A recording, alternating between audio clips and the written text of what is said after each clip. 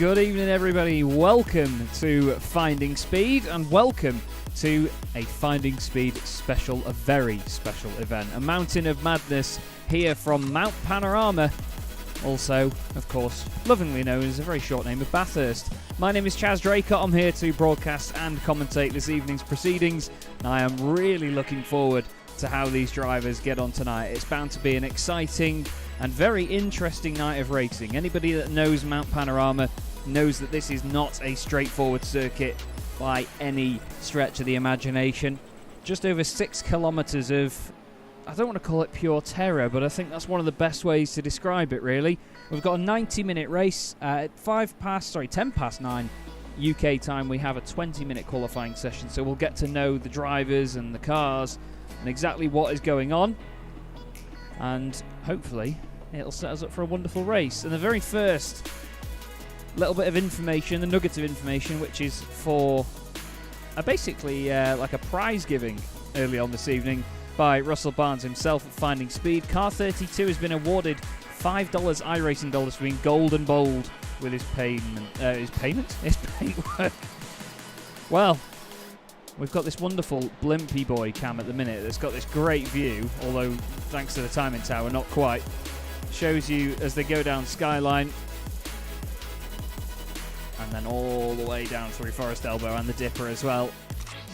Fantastic bit of circuit, that probably the scariest part of the track as well before they get onto Conrod, but we'll look at that in due course. This is Mark Fletcher, currently second in the standings for Altitude Esports, only second to Oscar Copra, 2:02.6 the RSR Esports driver has managed, and that is a hell of a time, let me tell you that for free. But we've got a wonderful lineup this evening, and I think that we're going to see some very interesting racing. And the thing for me as well is that as a broadcaster and commentator, I don't know all of these drivers, so that adds even more sort of unknown into it, really, and it makes it all the more exciting even from my side. So what you hear tonight will be genuine excitement. Here's a lovely looking Audi R8 LMS GT3 in the form of Andrea Perto's car, the 555 machine, currently 21st in the standings, but only 2.6 seconds off the pace. And anybody again that knows Bathurst will know that that's not really a big gap round here. It may be bigger at other circuits, but not so much here. Now, how much does this livery remind you of the Rothmans cars from way back when? Jeff Mattis for virtual reality racing here in the BMW M4, or the Pig as I call it. We've got Chris Tapio, who's just put Chris as his name, it seems. Thank you, Chris. He has included, though, you know what, I give credit where credit's due. Chris has, as you can see there, included the fact that he wants to tell me how to pronounce his name, and I love that, because as a commentator that makes all the difference. Here's Russell Barnes, Finding Speed himself, currently car 35, currently 16th at the moment, as you can see by the little digital number board on the windscreen there. He pulls over, or slows it down anyway. Probably knows he's on stream. He's like, yeah, show off the livery. Not quite sure where he's going here. I think it is just a case of showing off the livery. It is. You gotta love it. There's Andy Dawson just going through in car 31 with, well, what's left of car 31. Quite a lot of damage on the front of the Ferrari there. Not quite sure what's happened to that. Trying to get the number colours up on the bottom, but for some reason it won't work. There we go. Sort of coming up. We'll get that sorted, don't you worry. That is one of the wonderful things here that can be very, very quickly sorted with a good old copy and paste job all the way down the list. But like I say, this is going to be a big, big challenge for these guys. Don't forget the official iRacing 12 Hours of Bathurst, or the Bathurst 12 Hour, is coming up next weekend. Starts next Saturday. Good luck to everybody that is taking part in that. It's certainly going to be a difficult race, as is the case every single year. But this is going to be a fantastic warm-up event for some of these drivers. You know, it puts them in a very intense race scenario, gives them the time to practice amongst other drivers, amongst other cars, and under pressure as well. So hopefully we'll see some of these guys really going for it. It's Graham Bardsley that has won the 5 iRacing dollars, but he's not out on track at the moment.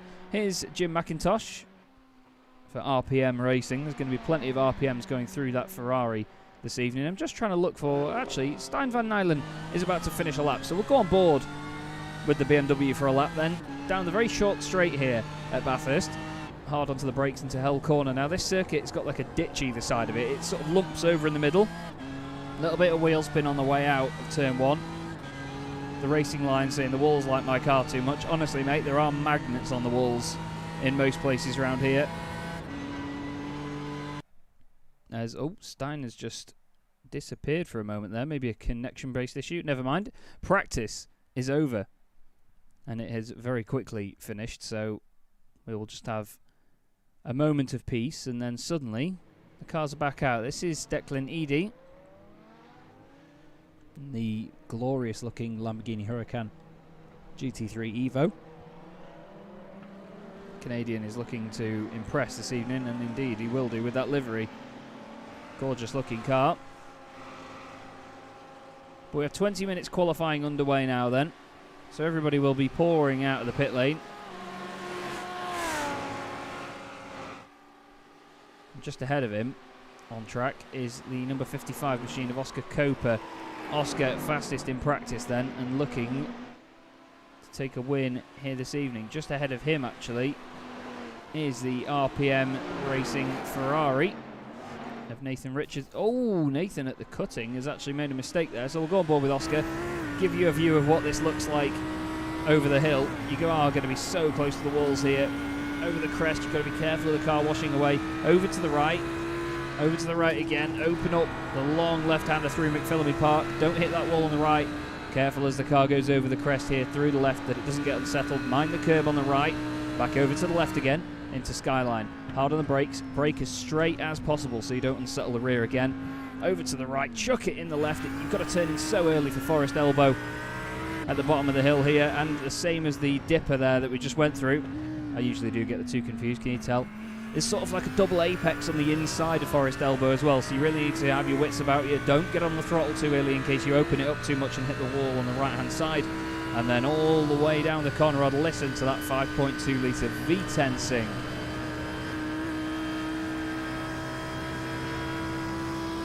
Foot hard down now into the chase, still flat. Maybe a little bit of a lift there, just preemptively making sure that he's got it tidy on the brakes. Through the left. You want to be careful of the car braking away on the right. If you clip the curb, you can very easily unsettle it. And then harden the brakes into the final corner. Murray's. Again, big curb on the inside. Bit of a crest in the middle of the corner. Can unsettle it and spin the car around, light up the rears. But there we go. And the other RSR machine just behind that's Anthony Pisano, RSR by G Performance,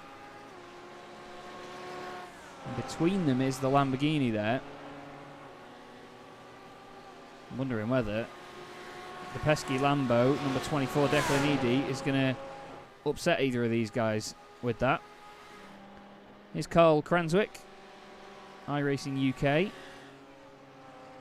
in the wonderful yellow and black Ferrari. Matte black up the side of the Ferrari as well. We will get a quick look. I'm just scrolling down my timing screen to look for him. He's actually, Graham Bardsley is not out on track yet either. But I was going to say we can look at his livery for being gold and bold, as Russell has said. There's Nathan Richardson. After that hit into the wall at McPhillamy, he's pretty much on his own now on circuit. He's got BMW just up the road, but he's not really going to be getting any slipstream from there, is he? Let's face it. I'll show you how the field is currently spread out over the course of the circuit. There is quite an even spread actually, which you don't often get around here. Well, the number 8 machine is off the circuit. I'm not quite sure what has happened, but Jeff Mattis is off the track at the final corner. Oh, and there's another BMW having a spin there as well. Let's have a look at what happened to Jeff. Oh, he's just gone in a straight line. I think maybe just getting out of the way of something there.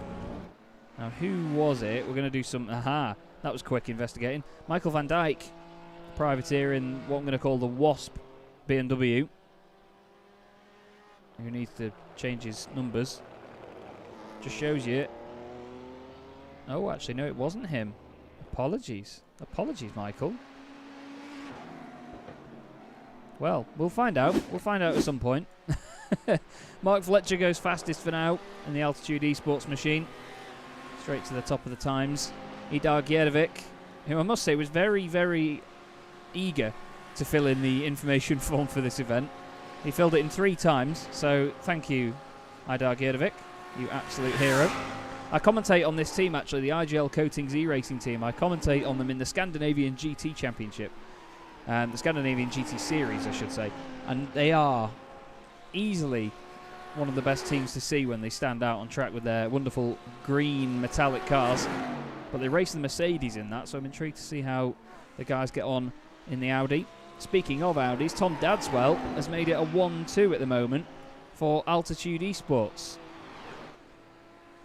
So he's having a right good time at the minute with his teammate Mark Fletcher and team manager Mark Fletcher as well, I believe. Pisano is 3rd. Kjetil Larsen, another IGL Coatings e-racing machine, in 4th. Robert Lancaster for RPM Racing. Means that there's 5 Audis in the top 6, never mind, 6 Audis in the top 7. Quite a lot of Ferraris about, which is nice to see. For a while, the Ferrari was considered one of the weaker cars in the GT3 paddocks within iRacing, but it's nice to see them out there. There's Theodore Kaponiotis in the BCR Team Grease machine. He's got his teammate Giannis Sedaris in another one of their BMs as well. Lovely looking livery on that car, in fact. You will find over the course of the evening that I'm a humongous fan of liveries. Honestly, I always pick up on them. Because at the end of the day, even if you've got a slow car, you've got to have it looking good. Here's Russell Barnes just coming back into the pit lane now in the FindingSpeed.com Ferrari. Still don't have Graham Bardsley out on track, unfortunately. We'll see if we can get some more names on the left-hand side for you, just so we've got a bigger chunk of the grid. Here's Simon Bamber in another one of the iRacing UK entries, as Mark Fletcher does a purple time. 2:02.809. Oscar Coper goes 3rd. Declan Eady goes into 4th. We've got Tim Abbott for OMR. We've not seen him yet. Wonderful metallic spec map down the side of the Ferrari on the logo. I like that. White suits the Ferrari. Let's have a look who else haven't we seen yet. Thierry van der Put. I believe it might have been him for Kemmel Racing that went off. His team, Sven Hoylarts. There's a couple of these Wasp BMWs, it seems. Now, a lot of you, I'm going to do a little bit of a lesson on the fly here. A lot of you will notice the number boards on that BMW don't seem to have numbers in them. Now, the standard BMW paint on iRacing, which is the black barcodey sort of thing with all the blue and red sections on it, has white stamped numbers on it. Now, if you've got that chosen, no matter what livery you put over the top, if you've got that chosen in the iRacing paint shop, it will show white numbers like this, and you will not see them against a white number board. If you choose any of the other standard iRacing liveries within that paint shop, it will stamp a black number onto it, and in the right place. You can see the number 2 there just next to the number board. It's a very simple fix, but again, thanks to iRacing, an extra little complication that we have to deal with. Either way, Sven heads to the line, improves with a 2:05.268, just under 2.5 seconds off the pace now. He is 17th. Who's not done a lap yet? Paul L for RPM Racing. You've got to love the sound of an Audi R8, haven't you? Same with the Lamborghini, of course. Same engine, pretty much the same chassis underneath the Huracan and the R8. They share the same 5.2 litre 10-cylinder engine. Oh, the same wonderful noise as well. Here's Igor Bembic for Balpio Racing. Just doing a bit of weaving, warming up his tyres. And that's the thing around here, you get plenty of time to warm up your tyres and just try and find a bit of space on track. I mean, at full pelt, it's just over 2 minutes. Andy Dawson's Ferrari, though, of course, adorned in Ferrari's usual red. Is that an exothermic machine? It is, isn't it? It is. Now, Exothermic Racing are a team that, well, I've not commentated on them as a team, really, but one of their drivers races in another series that I commentate on. And he actually recently won a round of the Apex Technologies LMP2 Championship. And his name completely escapes me, so I'm really going to have to apologise to the guys. Oh, we've got Jack Johns just pulling over in the Pulsus Esports machine. This is Jim McIntosh for RPM Racing. It's still a 1-2 for altitude at the moment, so it's an apt team name because they're right up there at the peak of the times. Looks like Dadswell in the background just pulling over. But this is Jim McIntosh. Round turn 1. Oh, that's a 1x.5, that. For anyone not knowing, by the way, with iRacing, you get what's called incident points. So if you go off what iRacing considers to be the track limits, then you will get 1 incident point. Sometimes you can hit a wall and it'll let you know you've got an incident point, but you'll get 0. If you lose control, you'll get anywhere between 0 and 2. Car contact is usually 4. Sometimes you can get a 1 or a 2, or even a 0. But if you hit them hard enough, you'll both get a 4x, as they call it, because it says 4 times, as in 4 times 1 incident point. And if you get anything at all, even if it's a 0, if you get anything at all, it invalidates a lap in qualifying. Doesn't do so in practice, so it gives you a chance to push the limits and pretend you're quicker than they are. Not that I've ever done that. Anthony Pisano, then, in 5th position. He's currently got his teammate right in front of him at the moment, Oscar Coper, the two Audis, trying to work together here, maybe with a bit of slipstream down the Conrad straight. And there you go, look. Oscar just getting out of the way. Anthony hard onto the brakes, down through the gears, chucks it in. Nice, smooth stuff through Murray's there, and across the line he goes. What does he do? He improves 203.4. Bamber does a 204.3. Pisano just under 7/10 of a second off the top spot now, but it's this man, my mate, Mark Fletcher, who goes even quicker. 202.784. Mr. Fletcher flying at the moment. And really pushing the limits as well. I mean, that was sideways on the exit there. Mark was responsible for getting me the Real Life Sports 2000 commentary gig for the last 12 months, and I've been very grateful to him ever since. There will be no bias this evening, though, other than the fact he is currently top of the times.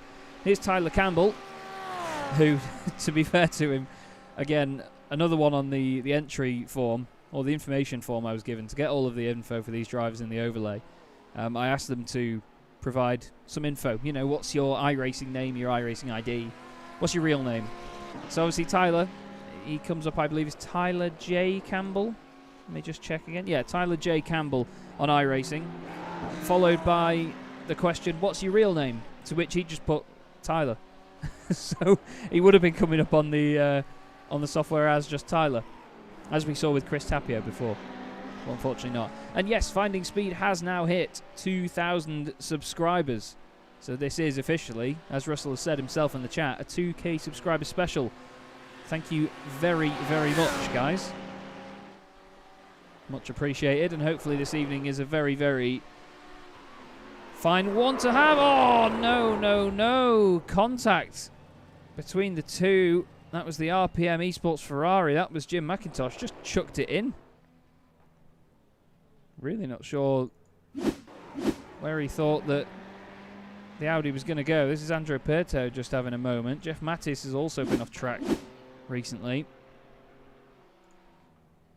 Jim had already gone back to the pits at this point, but I don't have a clue what happened here. We'll see. This is where he came out.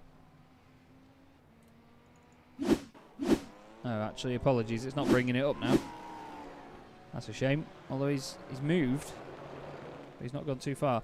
The weather at the moment, well, that graphic on the right doesn't help anybody. Earlier, it was only 26 degrees Celsius track temperature. It wasn't too hot, actually. So we should have some really... I mean, we've already got quick times. 2:02.7 is quick, but it's not going to be too hot as the evening goes on. Oscar Coper, though. Will he be able to cope with the pace of the Altitude Esports pairing at the top, Mark Fletcher and Tom Dadswell. As Dadswell goes even quicker, a 2:03.137. Great stuff from Tom. I hope his uncle's doing alright as well. Idar Gerdovic, 11th. And the 994 Audi. Bit of damage on the right front of that car. Suggests that he's been pushing the limits through McPhillamy Park and potentially through Skyline as well. Haven't we all? Still waiting to see Graham Bardsley out on track, but unfortunately, no such appearance yet. That was Paul L. having a right jump down the dipper into Forest Elbow. So aggressive over there. It's awesome. He's on the power early as well. You could hear the revs spike up. Off he goes. And then we've got Anthony Pisano with the wonderful view back at the Lamborghini Huracan GT3 Evo. That's Declan and Edie at the moment at the wheel of that car. Into the chase they go. Now I'm not sure what to think of these new roll bar cameras on the new GT3 cars. For me, that's a dashboard camera, because the roll bar in the Audi is all the way back here, so you can see the driver and everything. But yeah, that to me is very far forward. Either way, Paul L has just improved.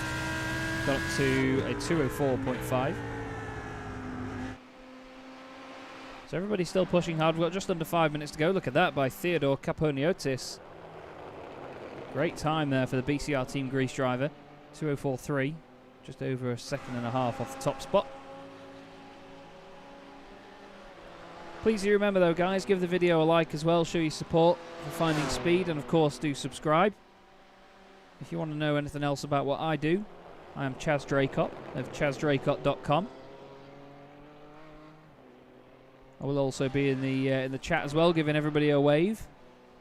And I do welcome questions, but obviously as long as they're relevant. And not controversial ones. I've been asked a lot of controversial questions while commentating before, and it divides opinion. Look at Chris Tapio. Hopefully he doesn't tap the wall through here as he goes down Skyline. Bit of curb on the left. Hugs it to the right. Oh, that was close indeed.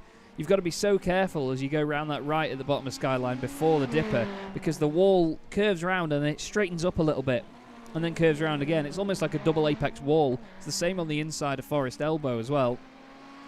Very scary bit of track. You'll see it here. We'll go on board then with Giannis Sidaris. We'll go on the front right suspension of the BMW.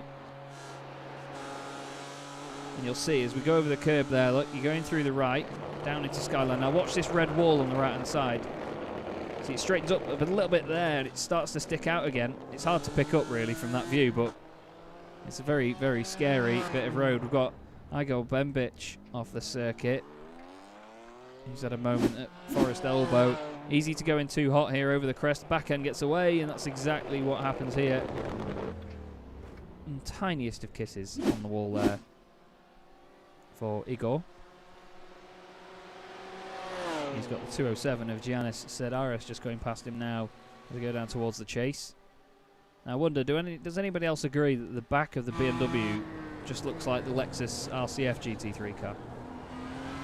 Maybe slightly different wing supports and slightly different shapes in terms of the lights and everything, but it's very similar, I think. What do you reckon? Now Oscar Coper has gone within 10,000ths of a second, or 100th of a second to you and me, of Mark Fletcher. Oscar is on a mission right now, pushing this Audi to the limit. Tom Dadswell's gone off, so too is Simon Bamber. Oh, now I think Oscar might have just tapped the wall on the left-hand side there. But this man is on a mission here, pushing very hard indeed. Mark Fletcher and Oscar Coper and Tom Dadswell race together in the World GT Championship, another league on iRacing. The three of them all very quick indeed, but look at this by Oscar. This is hard work in a visual form right here. He also races in the, I think it's the Racing Sim Rigs World Series as well. I think that's the windscreen banner that he's got on at the moment. Tyler Campbell, by the way, has gone into the top 10. Idar Gerdovic has done a 2:04.120. He's now 9th. Well, here comes Oscar into the final corner then at Murray's. Stays away from the curb on the inside. Gets a really good run on the exit. He pulls over though. He knows he's not done it. 2:03.028. It was a 2:02.7 that he needed to beat. Here's Kjetil Larsen. Greg Wilkins saying RSR squad is in the house. Or is the house. Well, it's better than being in the house if you are the house, eh? Good to see you though, boys. Don't forget, of course, please do subscribe to Finding Speed. Make sure you give the video a like as well. 36 people watching at the minute. Only 9 likes on the video. You can do better than that, surely. Let's show the love. As Russell said, it's now a 2K subscriber special. Ooh, Jeff Mattis isn't going to get 2,000 subscribers for that wall, is he? By just giving it a bit of a kiss there. A virtual reality racing machine, which I maintain looks like an old Rothmans livery. Certainly does look good. Qualifying has now come to an end as well.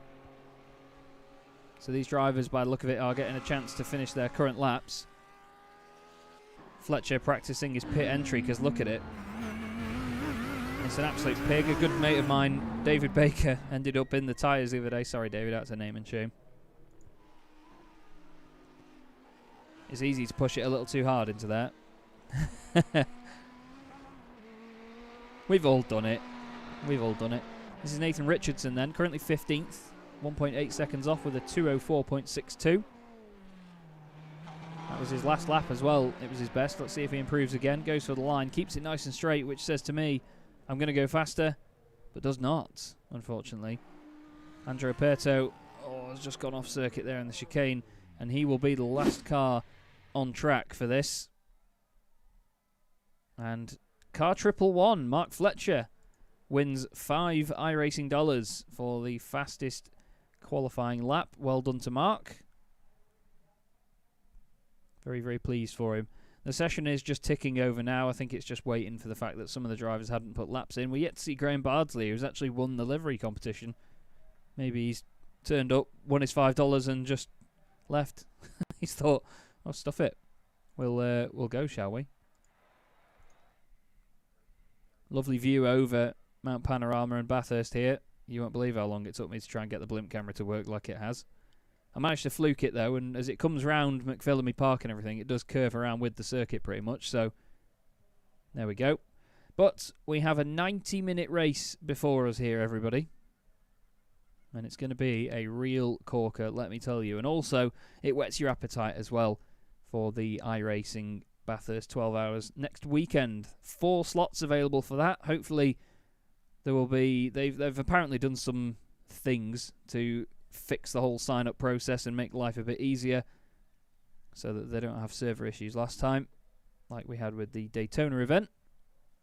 Either way, you still have to remember what a fantastic job iRacing do with this simulation and the things we get. There's a nice tennis court there on the back of those buildings and round Quarry. Sorry, the cutting. Get it right, Chaz. But it's oh so quiet now, isn't it, on track? Oh, so quiet indeed. It's quite nice in a way. It's nice and peaceful to see the mountain sleeping away like this. The session will take just a moment to tick over, of course, with the time it allows for drivers to complete laps and so on. Shouldn't be too long now, though. But let us know in chat after what you've seen in qualifying. Is there anybody that you think will definitely walk away with this? Are there any drivers that you can see completely topping the times here? Well, not just topping the times, but topping the finishing order as well. So, Mark Fletcher then, pole position alongside Oscar Coper with Tom Dadswell and Declan Eady. Then it's Anthony Pisano and Andy Dawson on row 3. Kjetil Larsen lines up alongside Tyler Campbell. Kjetil's teammate Idar Gerdovic lines up just behind him in 9th. Then it's Robert Lancaster rounding out your top 10 ahead of Simon Bamber and Theodore Kaponiotis. Behind them is Paul L with Stein van Nylen in 14th. Nathan Richardson lines up alongside Gianni Sardaris, apologies.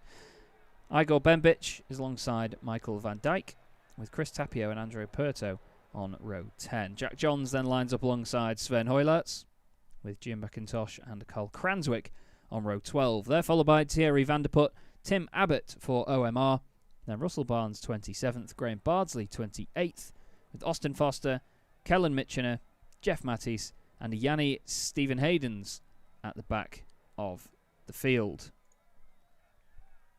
You can hear the crowd are happy, but will Mark Fletcher be happy by the end of this one? We've got a rolling start, obviously, as you do have in races such as this. But let us know, everybody. What do you think will be the case here? Do you see anybody walking away with this? Do you see anybody making any strides to the front? Any fantastic comeback drives through the field? What are your thoughts? Let us know. We'll go on board with Anthony Pisano just so you can see the flurry of V10 machinery, including his own. He's got around him on the grid right now. We're about to get things underway, though. And here we go. As Mark doesn't move. Oh, he does finally get going. Creeps away from the line. Or from the line, or from the staging, you could call it. But this is going to be an absolute corker of a race. And it's going to be interesting to see who manages this start the best and who gets the cleanest getaway, because we all know how difficult it is to get this right time after time. Sounds like they're putting quite a lot of revs through these R8s at the moment.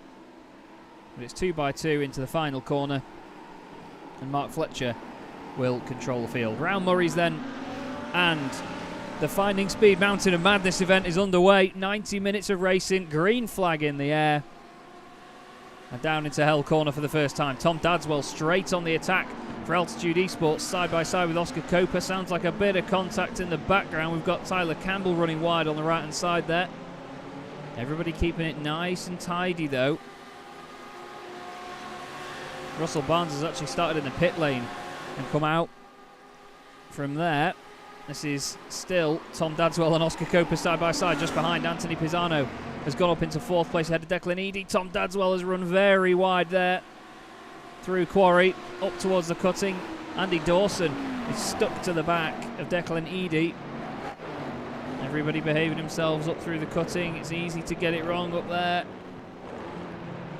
Everybody on their very best behaviour at the moment. Love it. But Mark Fletcher, he's taken that battle as a chance to break away, hasn't he? Really is trying to push. There's a bit of a gap between Tyler Campbell and then Kjetil Larsen in the Ferrari, the IGL machine. Robert Lancaster. Oh, never mind. I was just about to say he's holding up the Ferrari behind him. He needs to slam on the brakes, get it out of the way. There's a bit of a pile-up going on. Oh, that's Nathan Richardson, the number 3 Ferrari is around, and oh, up the wall goes his teammate. He needs to just get on the brakes. Just stop the car, Nathan. Stop the car, buddy. I think he hit one of his teammates as well there. Paul L has been involved. That all started there with Rob Lancaster going off. Russell Barnes had an issue. What's this? He's gone up through the cutting and it's gone to pot, but Rob goes off and the cars slow down around him. It was the Lamborghini there. I think might have been Simon Bamber. Let's have a look at it from the chopper cam. Simon Bamber then, he was right behind him, sees it go on, slams on the brakes. Oh, and he loses it himself actually. Goes across into the RPM Audi, who then hits Nathan Richardson. The best course of action in that case, though, you've got to just have it on the brakes. It's better for the car to be predictable than unpredictable and still moving. Mark Fletcher, though, leads them after the first lap. Oscar Coper second, Dadswell third. Then it's Pisano, Eady, Dawson and Campbell in this great little battle going on here. Oh, Rob Lancaster's gone off again, it seems, and back into the pits. Oh, the car is really heavily damaged, unfortunately. But look at this, inside the top 10. Pisano, Eady, Dawson and Campbell. Campbell's got a great view of all this going on.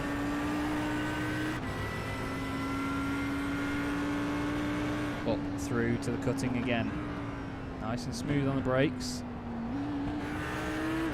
Now the camber on that corner really helps you get hugged into the inside line against the wall. Up through the top of the hill they go. Through McPhillamy Park.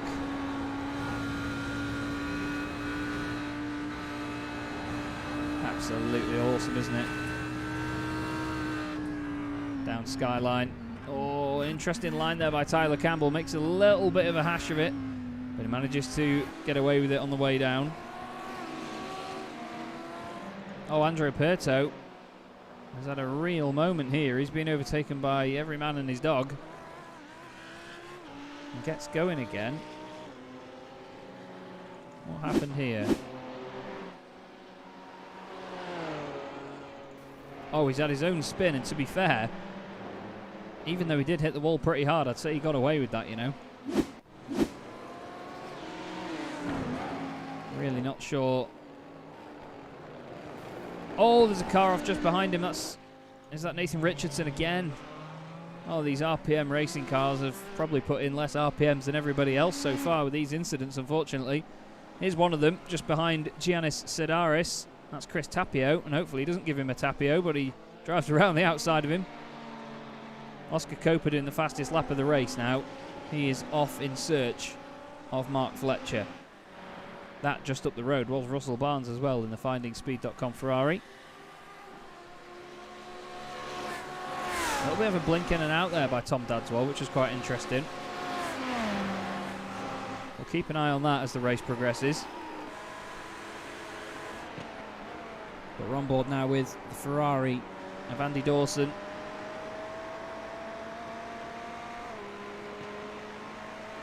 As, Thierry Vanderput's had an issue and gone off circuit. I'm not sure whether that was just out of the first couple of corners. He doesn't seem to have stopped, so it should be okay. Nathan Richardson is crawling the car into the pits, unfortunately. His team, Robert Lancaster, going past him. Look how hard they push through there. Thierry Vanderput has actually stopped, so let's have a look what's gone on here. Just a bit too hot through Hell Corner. It's easily done, and kisses the wall. And that's going to have broken something on the right-hand side, surely.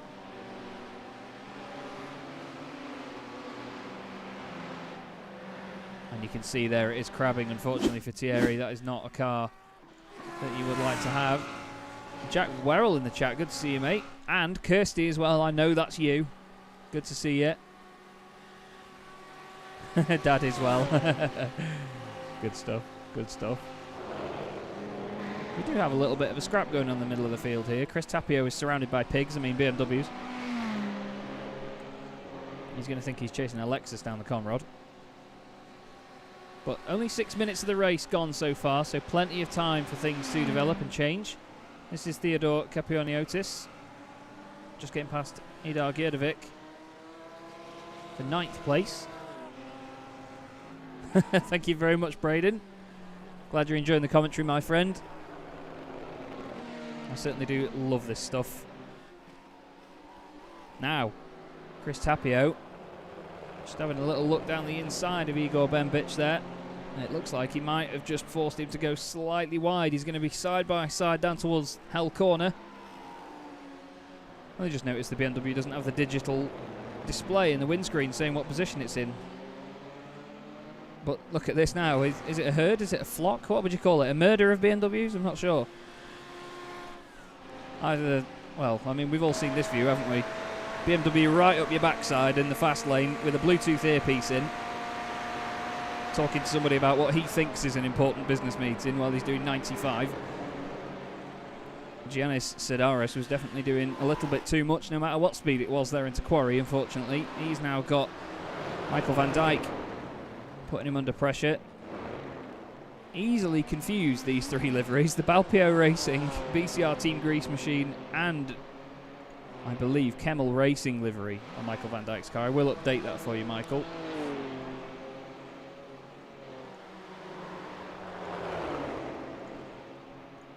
But yellow, black and red, certainly the colours to be in this evening if you're in a BMW. A gaggle of BMWs, you say.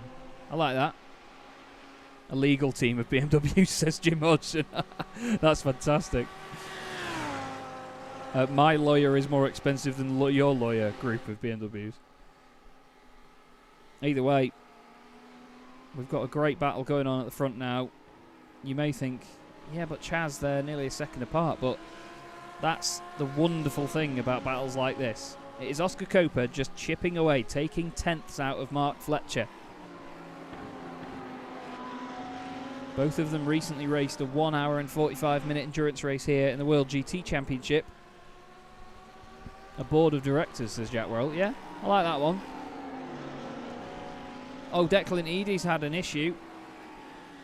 He's come back on. An indicator of BMWs. Well, apparently the indicators on a BMW are a £5,000 optional extra each. And they charge you 5 pence every time they blink. That's why no BMW driver ever uses them.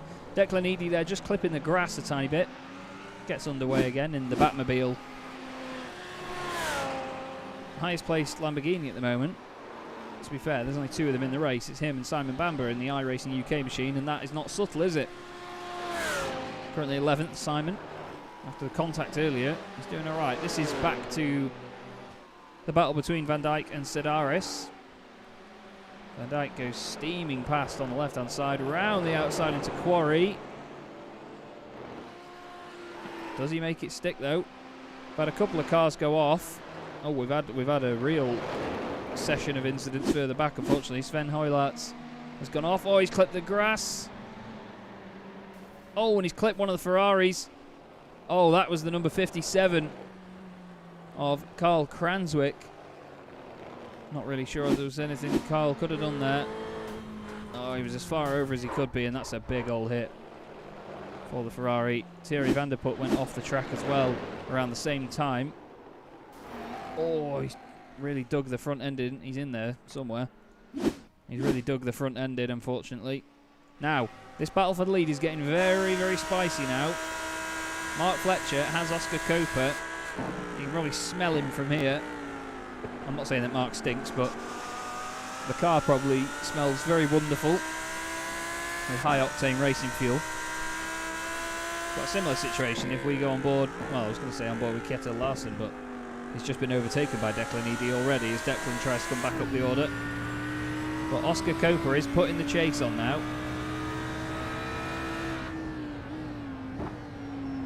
Look at that, Mark misses the apex of turn 1.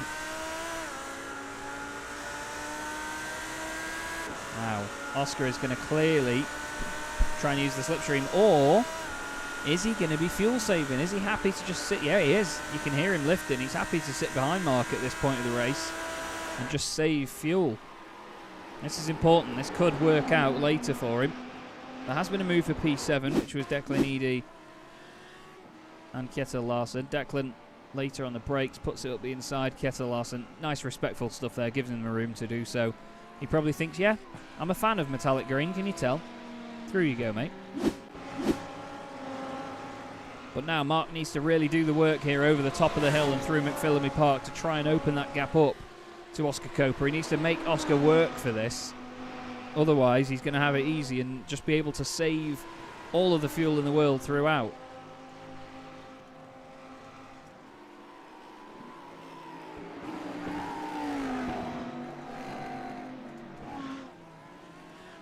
Look at them coming down here. Just taking a moment to appreciate these cars down here. They are so quick. And the thing is, these Audis, they can be a real pig to drive. They're right on the ragged edge at the moment.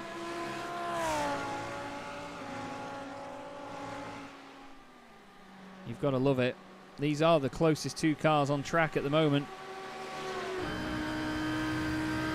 Oscar Coper from the Netherlands.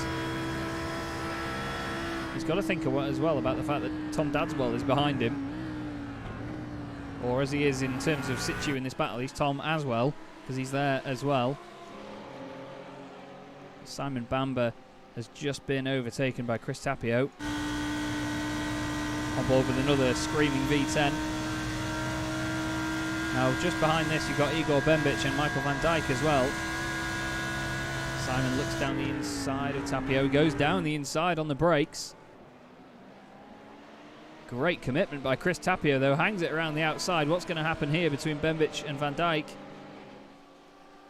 Nothing too striking at the moment. Just behind this as well, Jack Johns.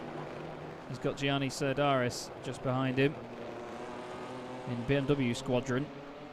Got quite a lot of them in the middle of the field. Idar Gjedovic has actually just come in the pit lane. It's a very, very early stop, that is. I'm not quite sure. Oscar Cooper has taken the lead, by the way. And he's done it up towards Corrie. Corrie? This isn't a British soap. Quarry. Yeah, Mark lets him go. Mark knows exactly what Oscar was going to be doing there, and he says, right, you think you can save fuel, mate? Off you go. I'm wondering whether Idar Gjedovic has potentially tried to get in the pits early to get out of traffic at this point. Be interesting to see how the overlap works later and where he ends up on track when everybody's had their first stops. We're nearly 15 minutes of the way in at the minute, so we'll bring up the gaps on the left-hand side so you can see the differences between everybody from the leader. They will update every so often. Oh, Austin Foster's had an issue. Ah, there's the livery I was talking about earlier with the BMW. Oh, he's just ploughed it at the cutting. And that Ferrari there, one of the Ferraris had to just pretty much stop. That was Tim Abbott for OMR, making sure that he didn't clatter into him. We've got the two RSR esports machines against the two Altitude esports machines at the moment. Fletcher second, Dadswell third, Pisano fourth. Andy Dawson, though, he's holding on, you know, in fifth. The exothermic racing driver, who again I will update.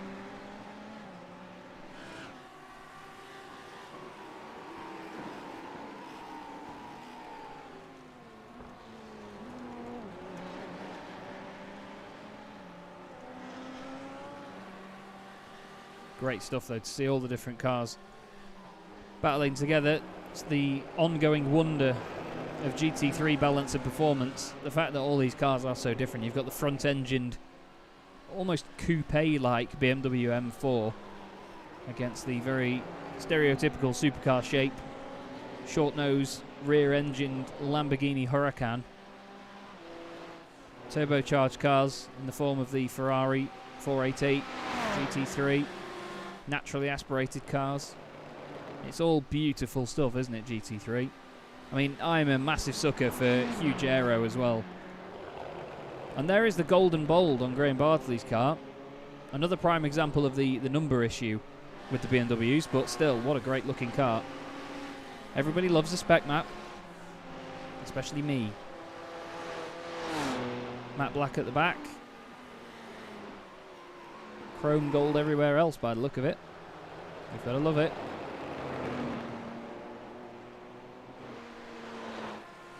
He's chasing down Sven Heulartz at the moment in the Kemmel Racing BMW. Two of them only about half a second apart as things stand. Currently nearly a minute off the race lead though. But still, you've got to push at all times in an event like this. You never know where you may end up. Bamber has got Bembic, Van Dijk and Jack Johns and Sedaris all in a bit of a train behind him here, look. They're all following on. Michael Joseph saying the RSR and Vector paints are good. They are indeed. I've spent a long time in iRacing appreciating paints. Tom Dadswell does his fastest lap of the race there, 2:04.097. 3/10 off Oscar Cooper's time though, but some 9/10 of a second faster than Pisano behind him. So he's making it work at the minute, is Tom Dadswell. He's making it work well.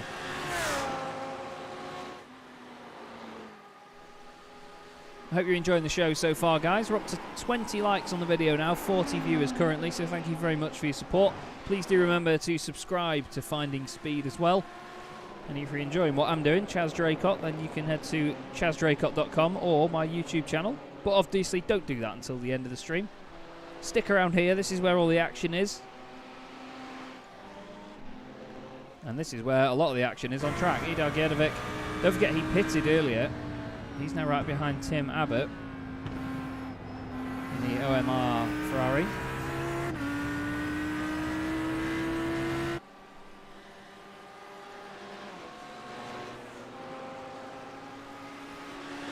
Why do I keep calling Griffin's Bend the quarry? The end of the straight, this corner they're coming up to now is Quarry Bend, my friend.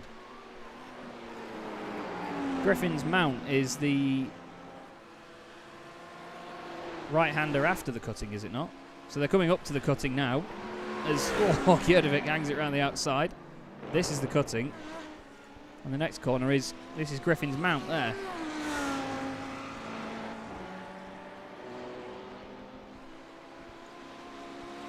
Unfortunately, Dean, in the chat, I'm going to have to disagree with you there, mate. Any track map in the world will tell you that Quarry Bend is the right-hander before it, from what I've seen, but either way, each to their own. Apparently until 1986 anyway, in the one I've got. Look at that, though. Look how much Idar Gjerdevic has managed to pull away from Tim Abbott already. He's really on a flyer.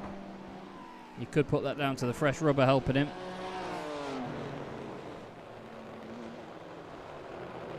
This is Stijn van Nijlen on the back of Graham Bardsley. Flashing the lights. We all know that gives you 15 horsepower more, don't we?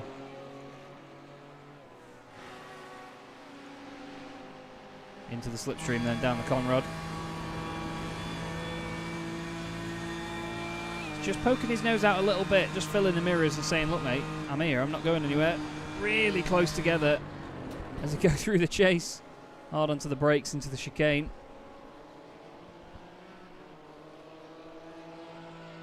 And down towards Murray's once more.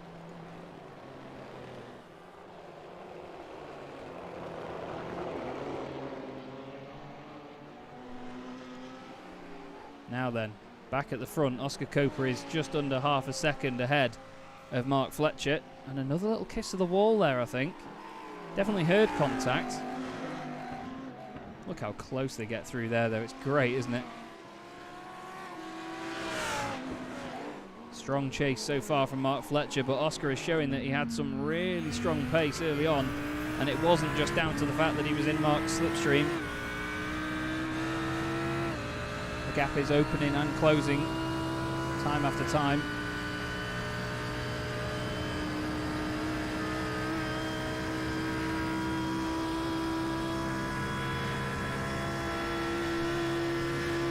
Not close enough to make any sort of difference down there, though, is he?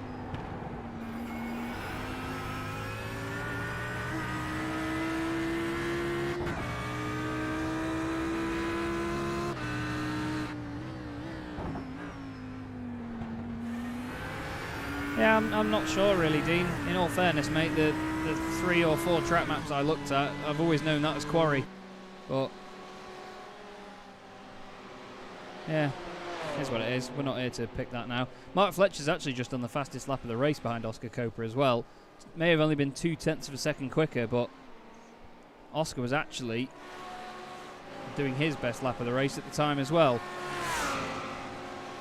So some seriously quick times at the front. They've actually lost Tom Dadswell by just over 2 seconds now. I say just over, actually. The gap's up to 2.8 seconds from them.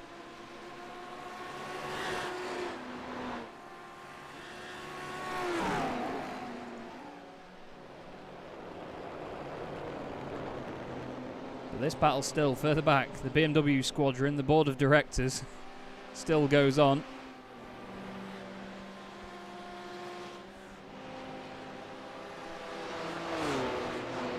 It's all a bit of a slipstreaming fest. Now, the overlap that you're going to see here is some drivers will want to stick behind one another and save fuel at this point in the race. You know, it's a 90-minute race. They've got plenty of time to work out what they're doing, but the thing is, you don't want to be losing any time by sticking behind the car in front if you know you can get past them. There's a real balancing act. I think some of these guys are just eyeing up opportunities at the minute and thinking, right, will I stick with this guy? In all fairness, guys, it's not really worth arguing about the corner names, in fairness. There are some track maps that say Griffins and there are some that say Quarry. I've always known it as Quarry up through the right-hander. I'm not sure what the criteria is for it being different or whether they were renamed at a certain point, but either way,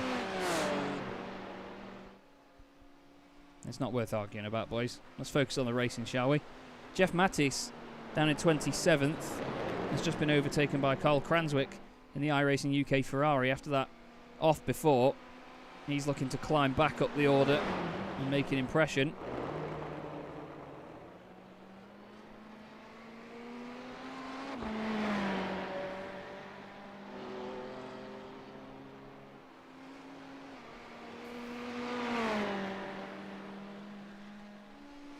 Look at them though, the Ferrari absolutely caning its way through McPhillamy Park.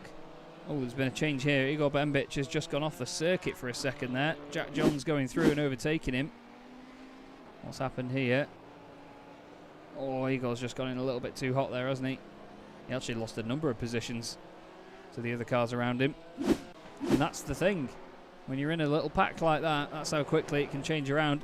Idar Gjerdevic on the back of Kellen Mitchener for the BRR. Must have been cold when they named the team. BMW.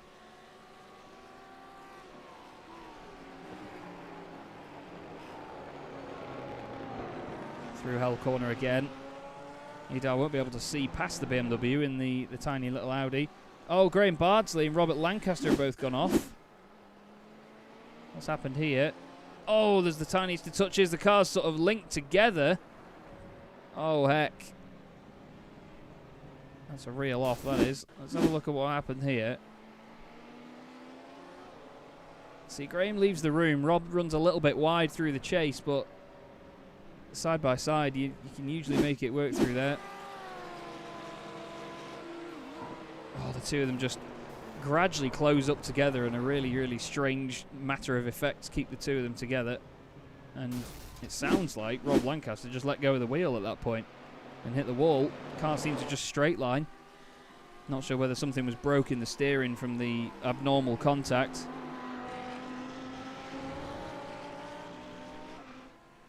Either way, this is your lead battle then. Oscar Coper and Mark Fletcher still within a second of each other. They are then over 4.5 seconds ahead of Tom Dadswell. A little bit of a moment by Oscar there.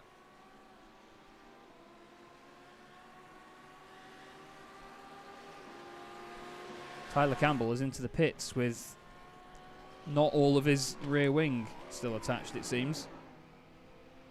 Not sure how long ago it was that he did that, but either way. Oh, Igor Bembic has gone off again at the end of the chase. Gets back on though and continues, but he's not going to be best friends with that chicane down there, is he? There's Chris Tapio, who's now into 9th position. Michael van Dijk just does his fastest lap of the race in 13th. And yes, Dirtbox.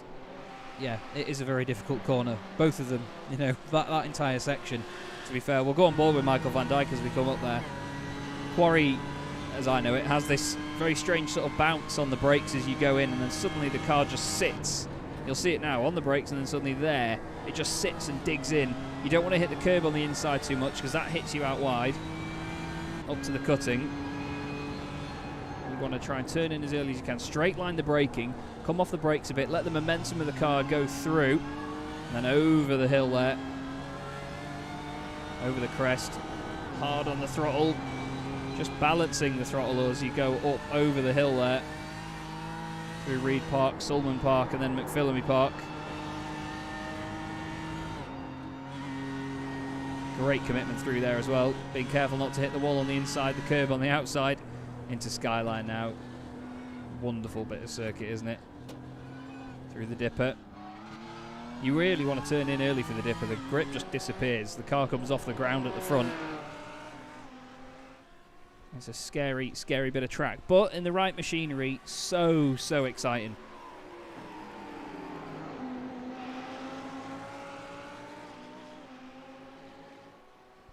Now, what is Mark Fletcher going to do here? Because he's got closer and closer to the back of Oscar Coper. So he's not disappearing anytime soon, is Mark. We know that much. The two of them are very equal on pace at the minute, it seems. Obviously, the slipstream holding them together.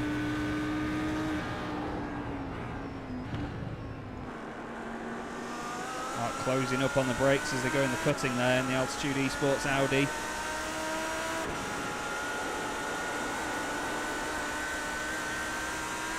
Up through McPhillamy Park they go. Again, it's just about balancing the throttle through there. Oh, clipping through the wall as well. Breaking the immersion somewhat. Down into Skyline they go. Through the dipper again. Now towards Forest Elbow. They're both 5.5 seconds clear of Tom Dadswell now. It's almost as if they've gone, right, we need to step this up a notch. Oscar's gone, just go away, and Mark's saying no. Now, this is the view back from Oscar.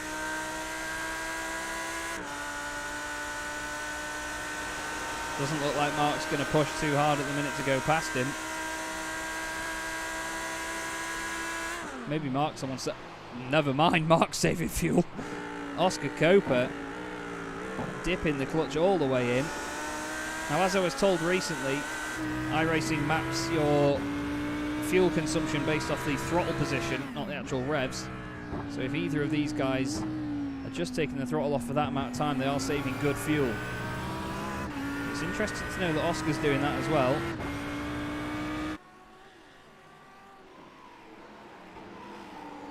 So both of them trying to make however long their first stint as long as possible now.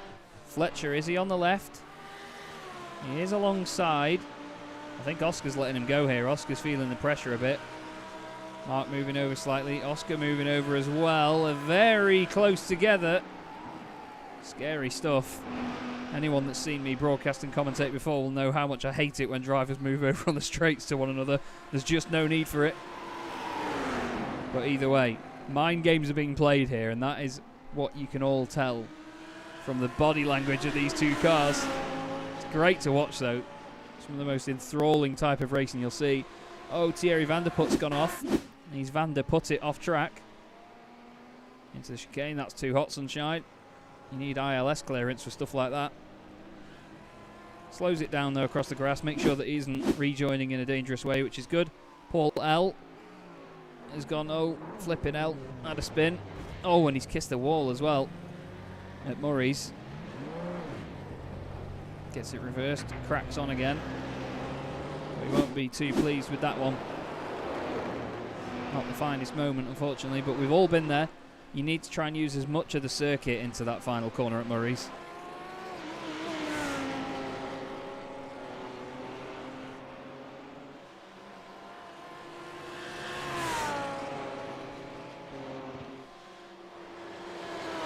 Look at them again, just, you've got to love these cars through there, haven't you?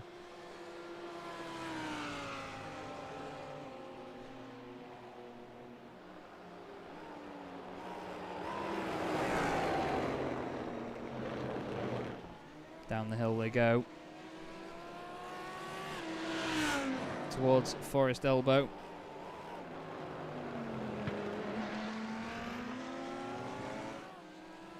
And back down onto the Conrad. Looks like, to be fair, Simon Bamber's got 0.6 of a second over Jack Johns, but he's not really a victim of the slipstream too much yet.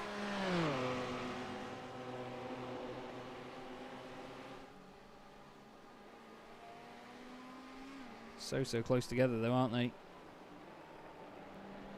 It does close up really, it sort of sneaks up on you how much that slipstream affects them.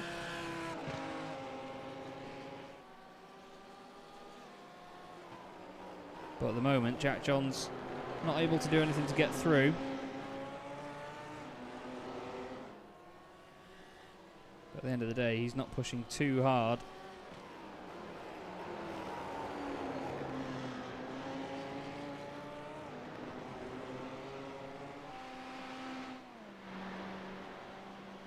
Although I say that, and he's flashing the lights at him. We all know that gives you 15 horsepower more. Closing right up to the Lamborghini, onto the brakes they go. Keeps his nose down the inside there just to try and put the pressure on. But nothing doing at the moment. Still, this is the thing, if you just chip away at your opponent's advantage, make sure that you fill your mirrors, or fill their mirrors as best you can really get into their heads. We're over half an hour of the way through here, 1/3 race distance on the 16th lap of the Finding Speed Mountain of Madness special event. And a lot of these drivers certainly are finding speed as well. Where's the boss man?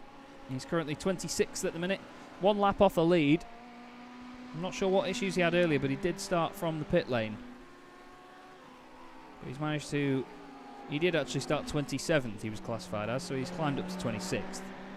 At the minute, he's 27 seconds off the next car ahead, though, unfortunately, Carl Kranzuk. So it's a bit of a lonely one for the boss man at the moment, Russell Barnes. That is Tom Dadswell right in front of him. You can actually just see him coming out of Hell Corner now. This lead battle still going on, though. Fletcher, 4/10 of a second off the back of Oscar Coper. Oscar doing a wonderful job in that RSR Esports machine. And it certainly does look good. A lot of the guys in the chat have been saying how good it looks. It's pretty mega. Look at the speed that they're doing into the cutting. Got to carry so much momentum through there. Sometimes you want to take a bit of a wider line on the way through it as well. You don't always want to hug the wall as close as you can.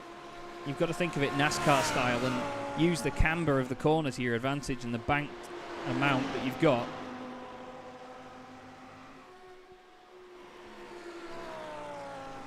Through McPhillamy, bit of a kiss on the curb there into Skyline. Down the S's into the dipper now. Oscar just gave the wall a little bit of a tap on the right hand side of his car there. Not sure if there's any visual damage. The livery doesn't lend itself to visualising damage that much. As again, that was close at Forest Elbow. Wow, really pushing now is Oscar Coper. So too is this man. Jack Johns will go back on board with him.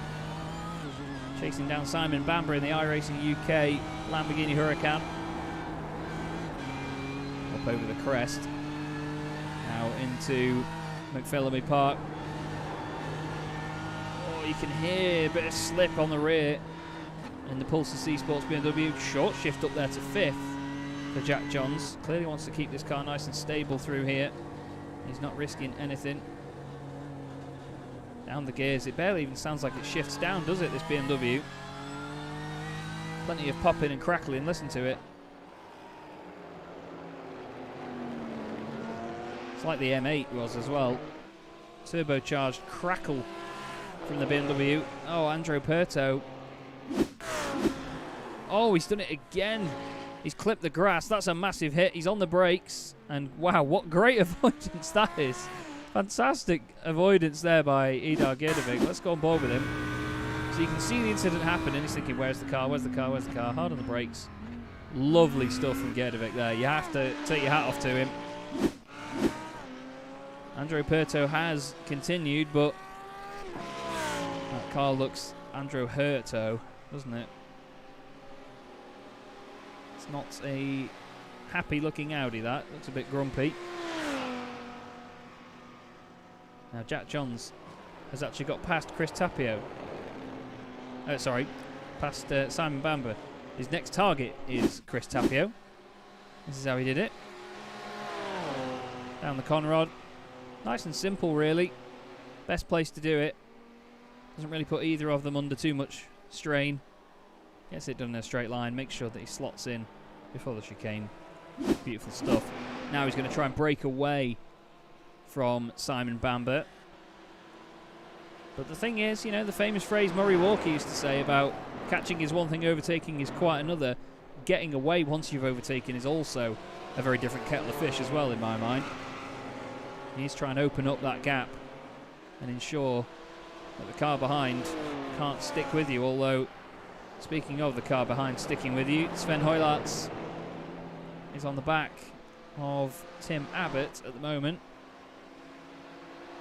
Side by side up the hill towards the cutting. Nothing doing there for Sven. He's still putting the pressure on. This is the thing that I was mentioning before. You have to put this pressure on for as long as you can. Fletcher 0.2 of a second quicker than Oscar Coper on that previous lap for the race lead. The pair of them nearly a second quicker than Dadswell. Fletcher actually was, in fact. Oh, Sven. Oh, wow. That was Andrew Perto as well. He's absolutely hating McPhillamy Park today. He gives it a right smack. And that car is not behaving itself anymore, unfortunately. Fletcher and Coper swap places for a second there for P1. Fletcher not happy. He's flashing his lights. What on earth happened here? Let's have a look. So Fletcher's on the left, Coper on the right. Oh, a little bit of a move over. Fantastic save from Mark Fletcher. Oscar you could say moved over a bit there, but let's have a look at this again. I've got my amateur steward's hat on. Oh, there wasn't all the room in the world. It was a car's width, you can argue, but maybe a little bit naughty there from Oscar Coper. The gap now up to 1.4 seconds, and Mark Fletcher is going to need to get back in to that rhythm. Tim Abbott's just had a little off as well. Oh, that's, yeah, again, you need landing clearance there, mate. It's just gone a little bit too hot at the bottom of the hill, but it's one of those corners that pushes you to mess with your braking points, try and brake as late as you can. He's gone very slowly into the pits there, and Perto has actually tried to overtake him. He actually did get the move done as well. Now, our temper's going to flare here at the front. Fletcher will not be happy about what just happened. Up towards Quarry. Chucks it down the inside of the chase. The car gets slightly sideways. Oh my God, Mark. That was a really scary moment there for Fletcher. He's given it everything. You can tell he's driving angry now. If you wanted body language of a car, that is it. He's backing out of that though. Oh, Oscar's gone in too hot there for sure. Mark gets the run out of Murray's. Across the line. Down towards Hell Corner. Will he give him a squeeze just to say this is what you did to me? Kind of.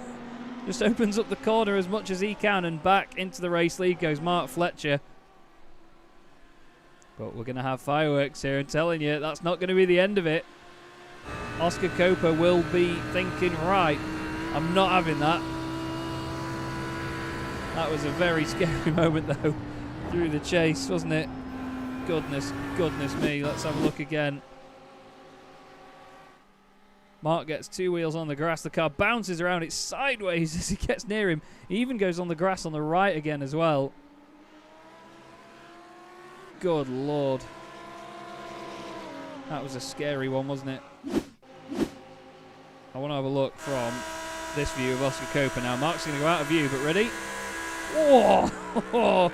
Bit of clipping going on, breaking the immersion, but wow. What a moment that was. Oscar's actually dropped a bit of time here, you know. 1.3 seconds, the gap, to Mark Fletcher.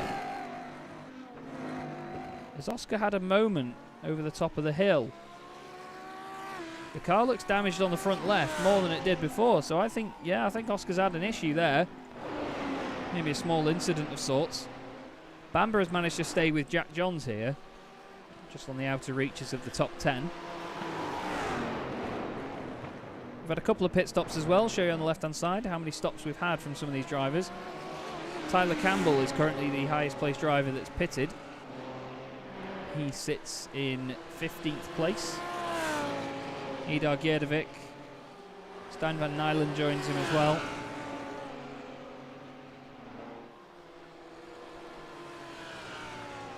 But look at this. Such close stuff in the midfield. Oh, well it was. Simon Bamber has a right moment. What a save, Sunshine. Wow, that was really out of shape there for Simon Bamber. But what a save indeed. When you've got a pendulum-like car with the engine in the back of it like this Lamborghini. Wow. That's a good effort. Unfortunately, oh, a pop and bang there. It's not going to be enough to stop Michael van Dijk coming through. He's going to fly past the Lamborghini down the Conrod towards the chase. So Michael van Dijk just making it through then. Up into 11th now after that little mistake. But again, what a save from Simon Bamber. You've got to love that. That was brilliant stuff. Although just like when Jack Johns got past him, Simon is not letting this slip, you know. He's going to give this full attack, I reckon. Starts to look down the inside, but thinks better of it. Into Hell Corner. You can hear and see the slight slip that they've got in the rear of these cars. You've got to love it. Bit of lap traffic there. That was Jeff Mattis in the virtual reality racing car. Just behind this, by the way, Jim McIntosh is closing in. He's behind Giannis Sidaris as well, who's in that BCR Team Greece BMW. Oh, I can hear contact. Not sure who's hit the wall and when. Oh, I think it wasn't this that we heard, but Graham Bardsley has unfortunately put Goldie in the wall. Do a little bit of grass? No, just in way too hot. And then once you're on the gravel and the grass, it's not going to stop, unfortunately. Now, Oscar Coper is in the pits. So Oscar pits first. He knows that he's losing time to Mark Fletcher with that damage. Through goes Tom Dadswell. So we'll keep an eye on what happens here with these top few. But here is the train again. We're on board with Jim McIntosh, chasing down Sedaris, Bamber and Van Dijk. And Bamber is actually side by side with Van Dijk further up.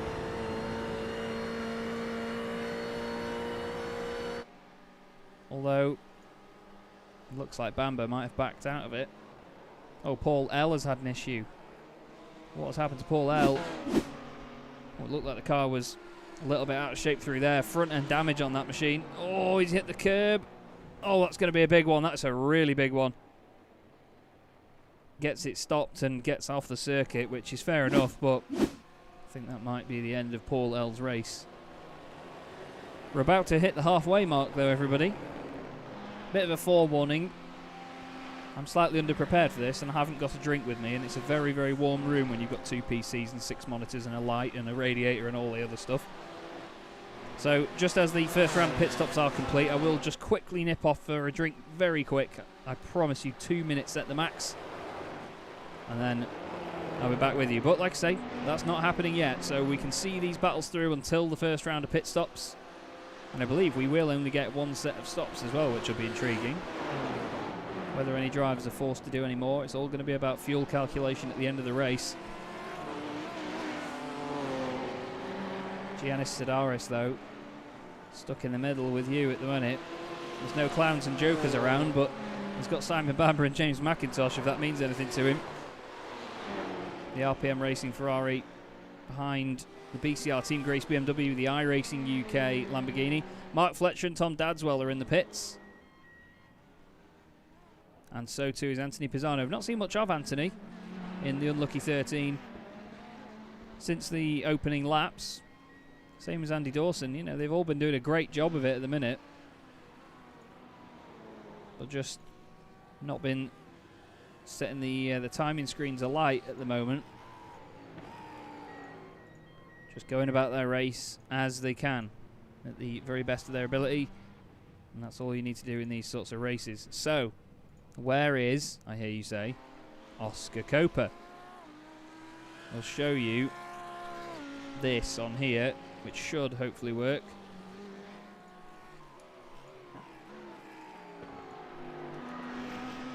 There you go. So there's Oscar Coper. Although now the positions have changed, so that map doesn't mean anything to us. Where is Mark Fletcher? There is Mark. There is Oscar. And Tom Dadswell is just on his way out the pit still.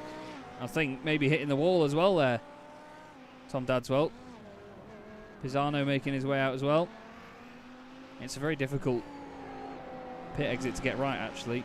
Everybody else in the pits, so it's clear that the cars will just do over 45 minutes. Tyler Campbell now up to 6th place. He started 8th. He's gained 2 spots overall. Biggest mover in the field so far, despite just coming into the pits, is Kellen Mitchener, gaining 12 spots. Jim McIntosh has gained 7. Jack Johns has gained 6. So some big moves up and down the order.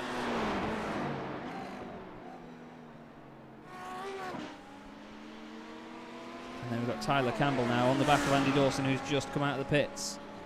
But as I said, everybody, I'm just going to very quickly nip off and get a drink. I will be no longer than 2 minutes. And for your pure entertainment, we're going to go with the man that set the fastest lap of the race so far. And we are going to go on board with Oscar Coper. So if you bear with me, everybody, I will be back with you in less than 2 minutes.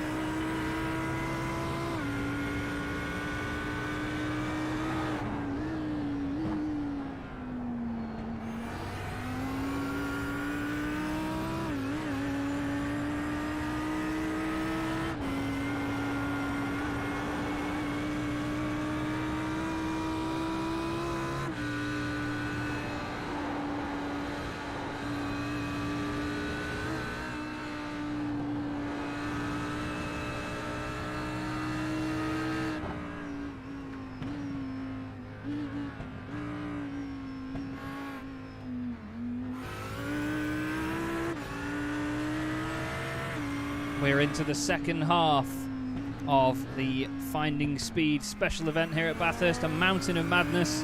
We're just riding on board there with Oscar Coper, currently in second place, 1.5 seconds off the back of race leader Mark Fletcher after the pit stops have been completed. Chaz Draycott here with you on the Finding Speed YouTube channel. Very grateful to have been given the opportunity to broadcast this race. Thank you very much to Russell Barnes of Finding Speed. And unfortunately, we're going to have to go straight back into this with an issue for Sven Heularts. The car is already very, very damaged. What on earth has happened to Sven Heularts' car there? Wow. That was very, very damaged indeed. He did start losing places earlier, so I'm wondering, was this on his way out of the pits or something? No, this is just... As he left the pits, the car was slightly damaged anyway. But it's properly damaged at that point. It's very broken indeed, isn't it? That's such a shame for Sven there, and it looks like that is going to be the end of his race, I'm afraid.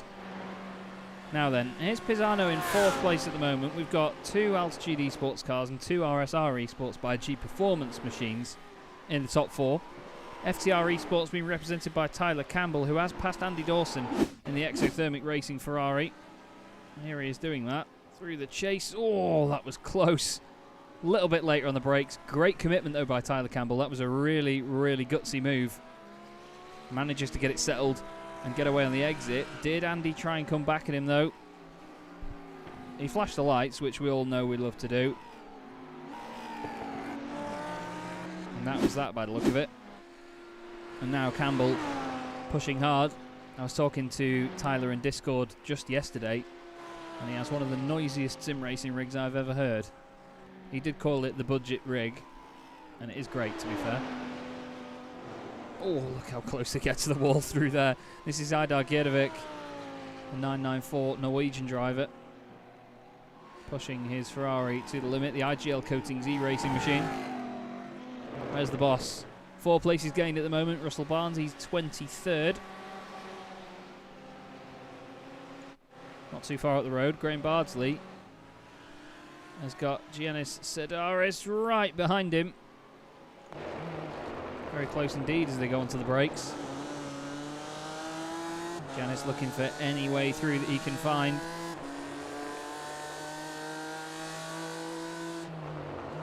Hard onto the brakes into Murray as they go. Across the line again to start their 25th. This will be their 25th lap of the race. They're 1 lap down on the leaders, who are on lap 26.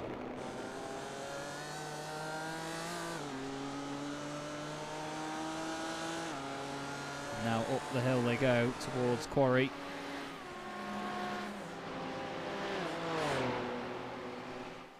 Carl Cranswick unfortunately dropping down the order further down now after his earlier incident. Actually, it seems like Cranswick has had another incident that I might have missed, although in fairness I can't see where that would have been. He's been in the pits for a while as Carl.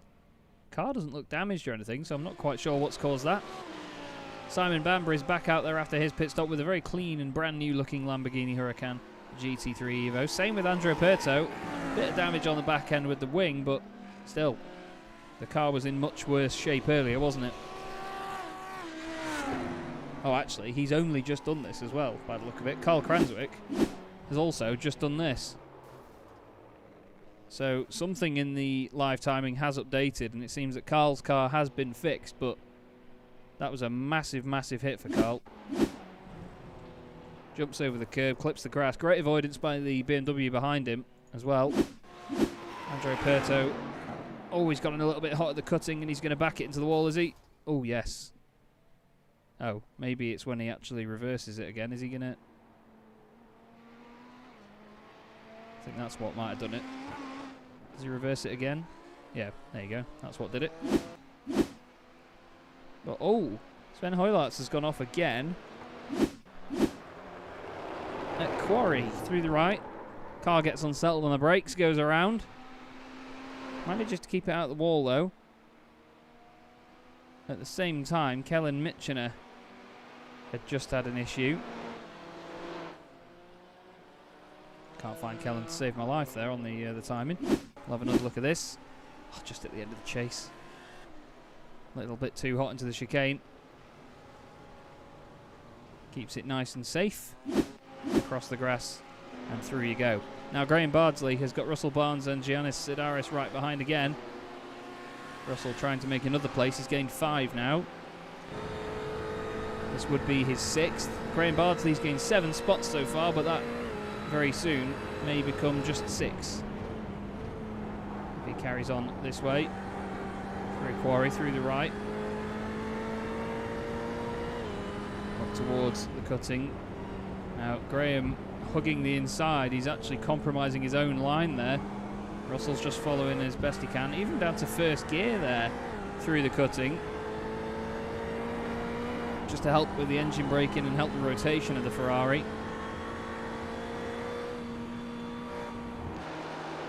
Graham's got a little bit of a train going on behind him. The 4th car in this train, I believe, is actually... Who is that, actually? I don't think it's Pisano. Oh, Pisano's the 3rd car in the train, actually. Sidaris is the 4th car in the train, so... Yeah, Pisano's going to want to get past these guys as soon as possible. And he'll do that down the straight, I'm very sure. Because at the end of the day, he is coming through to lap these lot. Dadswell had disappeared for a second there. You can see Russell just moving over to the right to let Pisano through. Anthony now could be like a key for Russell Barnes and open the door. It is Graham Bardsley, although Graham gets out of the way into the chicane. And Russell can't really take any advantage of that. Good play, actually, from Graham Bardsley there, to be fair. He did it in a way where it couldn't be taken advantage of. A level playing field is returned. Oh, he's going a bit hot into Murray's, though. He's going to run wide. He's going to clip the grass. Russell goes through down the inside. Giannis Sidaris is going to go with him. And that is Tyler Campbell trying to come through as well. Nidar Gerdevic is back in the pits. Now, don't forget, he pitted really early on in the race. He's got damage on the front right. Could this be that overlap that we mentioned before restoring itself? Tyler Campbell goes past Giannis Sidaris, putting a lap on him. As Graham Bardsley look back down the inside. Nothing doing this side this time for him. Kjetil Larsen has just got past Nidar Gerdevic, of course, his teammate. As he goes past down the straight, gives him a wave.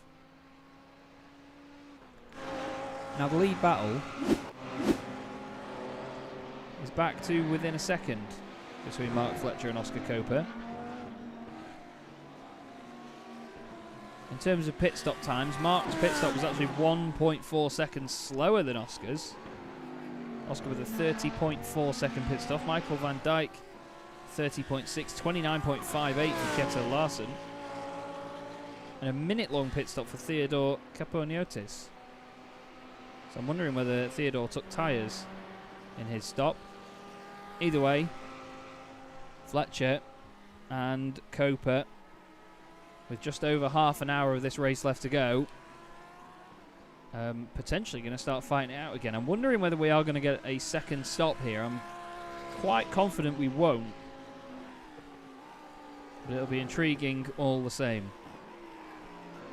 There's so many different aspects around here that can make a difference. Traffic is a lot more amplified, as it's so much more difficult to get past anybody.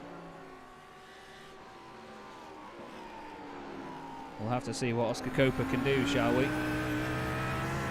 Pushing the Audi to its limits. Oh, Dadswell, you could see there on the left, had a real blink in and out.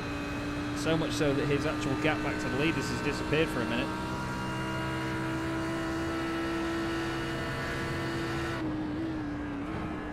So Dadswell potentially having a few connection issues here and there. Someone put a pound in the meter.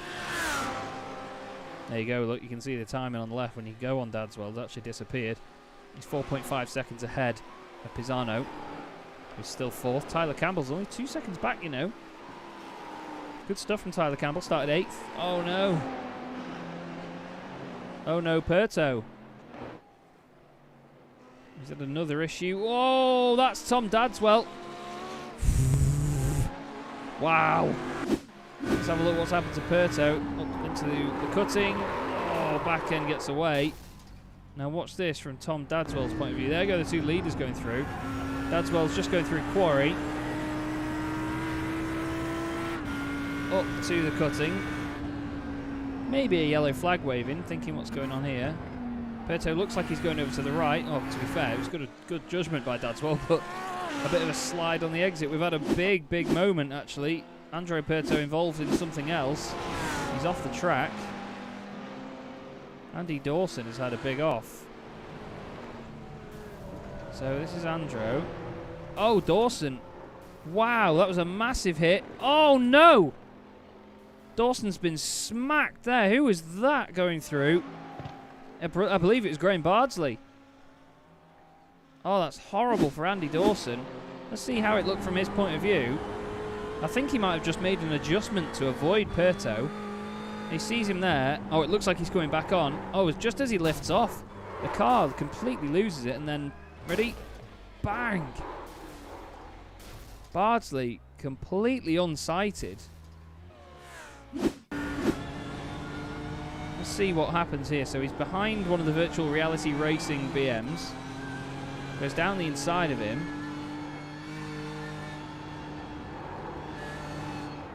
Oh, he's just not got time to react to that. You could see the incident going on for a little bit, but any sort of adjustments to the throttle or the brakes or anything there was not going to stop him hitting that Ferrari in the middle of the road, unfortunately. Kellen Mitchen's having a bit of a blink in and out here. The 18th place.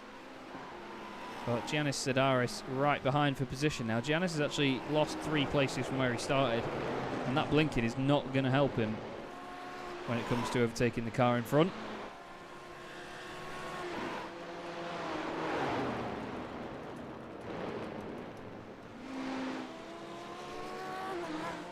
It's always one of the distractions with the poor internet connection, unfortunately.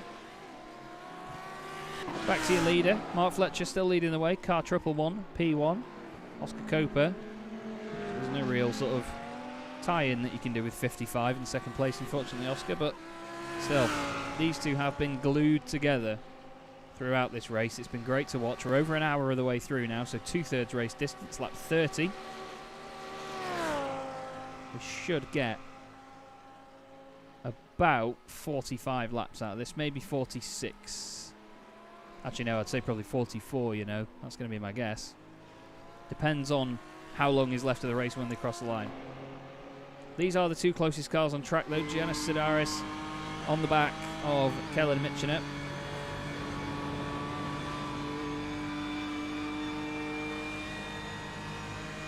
Through the chase they go. Kellen really opening up that corner. Late on the brakes is Giannis. Oh, Kellen's gone a little bit hot. Actually manages to still make the corner. Clips a bit of the curb, though. Compromises the run on the exit.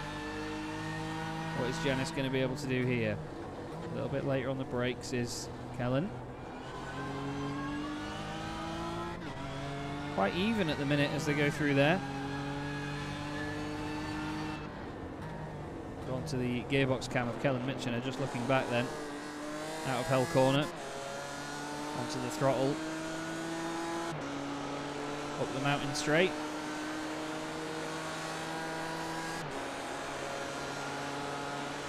Please do say hello if you are in chat, guys. Keep the conversation flowing. Let us know if you've got any predictions for the final half hour of the race. What you reckon the pit stop situation is going to be.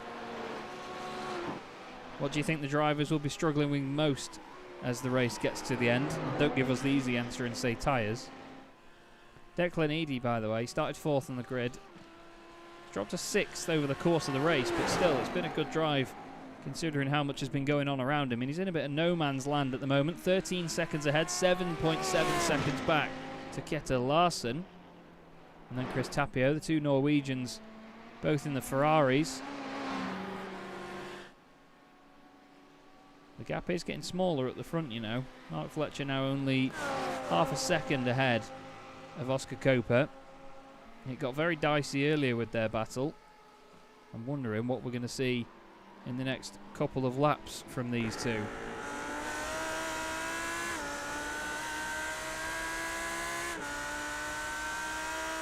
Down in towards Murray's again. Double delta. Guessing the tyre is going to be a problem. I like that. Good guess.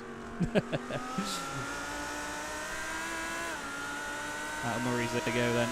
Down the straight to start lap 32.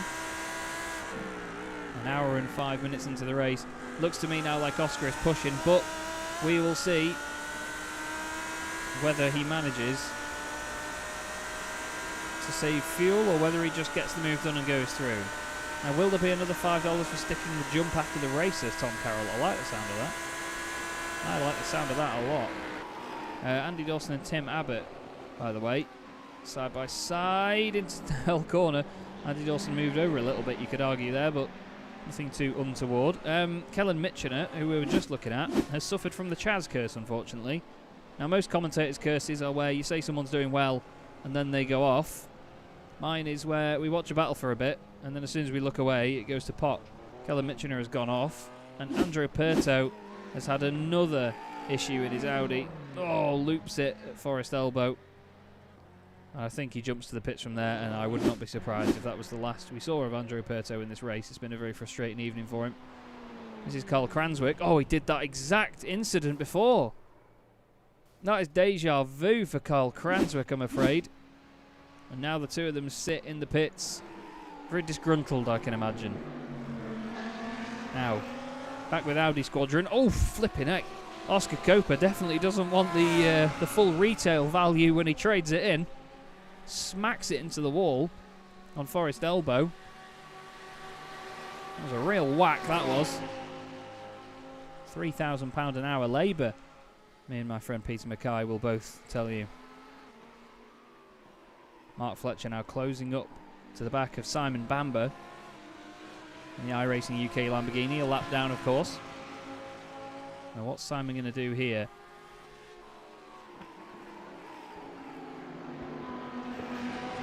He's not got out of the way for Mark yet. I imagine Mark will be flashing the lights again here. Maybe not. It'll be a bit frustrating for Mark, though. He's considerably quicker mid-corner, it seems. Now, will Simon make it easy for him and get out of the way up here? What can Oscar Coper do? Simon makes it clear he's moving over to the left with that move, but he's not really letting him go here. This is going to get very frustrating for Mark Fletcher. Mark has to chuck it up the inside and make his intentions very clear. Now, will Simon hold up Oscar Coper? This could be a big turning point. Tyler Campbell's in the pits, but no, Oscar Coper does not get held up behind that Lamborghini. There's an interesting moment that Oscar's car wriggling around a little bit. Tyler Campbell just gets into his box. Declan Eady goes through up into 5th. But yes, this chase is very much on now. 1 hour and 8 minutes in the books. And there is still only half a second between your two leaders. Through McPhillamy once again. Towards Skyline. Down the S's they'll go. In towards the Dipper. Pops and bangs from the Audi's 5.2 litre V10 on the overrun. Oh, Simon Bamber, who we were just looking at, has just had an issue behind these pair. Apparently Simon Bamber entered and left the pit lane very quickly there. I'm wondering whether that's a glitch, but oh, he's just kissed the wall. Maybe just trying to stick with the pace of these guys down the hill and overdid it a bit. Unfortunately, Tim Abbott has just lost out to Giannis Sidaris there. Oh, something's gone wrong here for Tim Abbott. That car is not behaving itself, is it? Let's have a look at what's gone on. I think he might have already had an issue. The car doesn't look like it's handling properly there, does it? Let's maybe... yeah, let's go a bit further back and see what happens to Tim Abbott. Looks like the car's understeering with very little input. Either that... oh, there you go. There's one hit. There's two. Yeah, something's very broken there on the front right. It's trying to pull to the right, you can see. And Tim Abbott will not be a happy bunny. Nathan Richardson's just had an issue. He was running... oh, just outside the top 20. Oh, and there won't be many RPMs coming out of that anymore, I'm afraid, mate. Oh, and Tim Abbott's again had an issue. That's down at the chase. That's very much out of shape. And oh, he's going to roll it. Oh, he's going to roll it after clipping the wall. Well, that was made much more dramatic. And that'll be the end of that, I believe. They're dropping like flies. He's going slowly on the way in, look. He knows that there's going to be an issue when he gets there. I don't know what that was, really. Looked like it was going slow, then it suddenly sped up, and then it rolls over and out of the race goes Tim Abbott. Well, it's really come alive here with cars dropping out, unfortunately. I'll tell you what, you can never say die to either of these pair, could you? Pushing so hard at the front of the pack. What a great display it's been so far in racecraft, race management, fuel management. These pair have been really on it.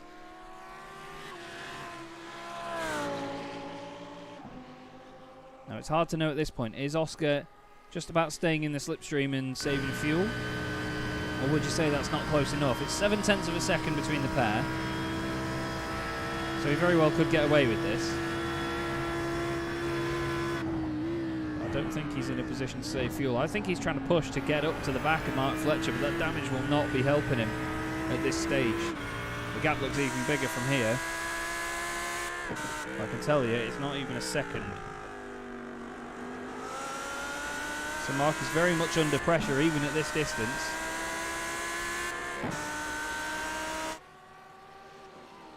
Tom Dadswell is now some 19 seconds back in third position from the race leader. Pisano still not too far behind as well. He's in fourth. But then Declan Eady is another 20 seconds back, I should say. I was going to say 10 there, but it's 20 seconds back. Tyler Campbell is now down to 7th. Jim McIntosh, by the way, must give him a shout out. He has gained 13 positions so far in this race. Up to 10th spot, started 23rd. What a great drive it's been from him. Callum Mitchener as well has gained 12 spots after starting 30th.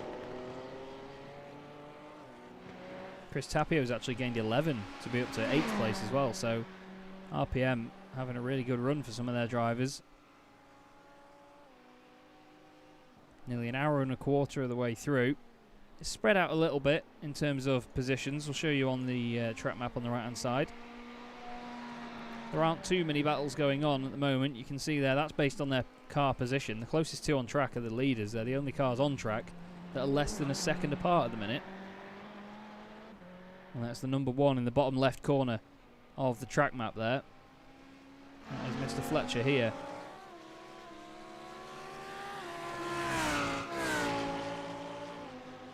And the pair of them are just glued together. We're going to be looking at venues before you know it.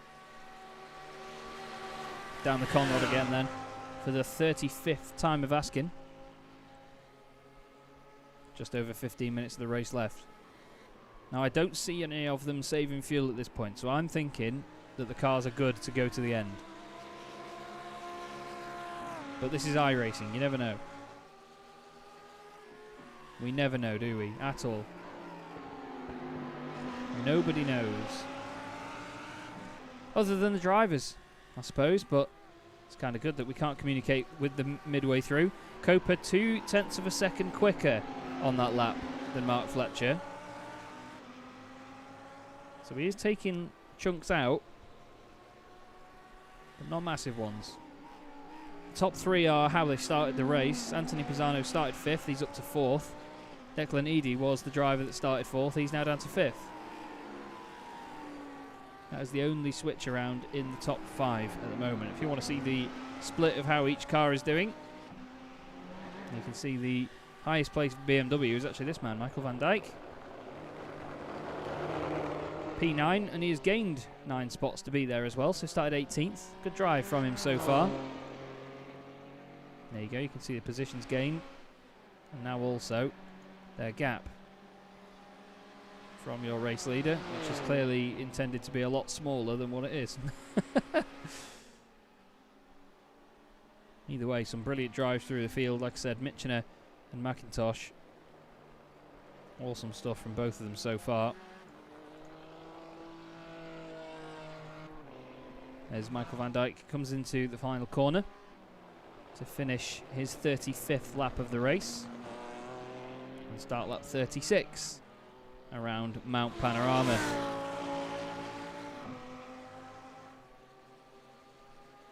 Now, Oscar is within half a second here. He's under 0.4 of a second behind now. I'm wondering whether we're going to see a move anytime soon or whether he's just going to get into a place where he can save fuel.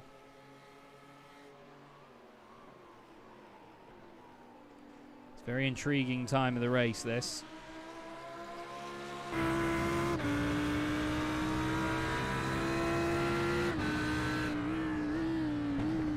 Hard onto the brakes into Murray's then. Avoid the curb on the inside. Make sure the car doesn't break away as it goes over the crest in the middle of the circuit. Get yourself set up for a good run down into Hell Corner. It may be a short straight here, but it's an important one. Oh, the mountain straight just after that, after Hell Corner, but Oscar Coper got real sideways.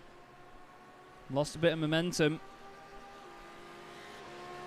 Luckily, the slipstream is keeping him there. These two very much alone at the moment on track. There they are. That's whereabouts they are. And that is where everybody else is. So they've got a big gap back to Tom Dadswell. I believe the next car on track that they haven't already lapped, I think it's Sven Heularts that is next up. It is. And then it's Jack Johns. But Mark is really controlling this race well at the minute. It's easy for drivers to crumble under pressure even when the guy chasing them is a second back. But at the moment, Oscar has been in within a second for the last, well, it's been a good 20-30 minutes now, hasn't it? Since the pit stops, effectively.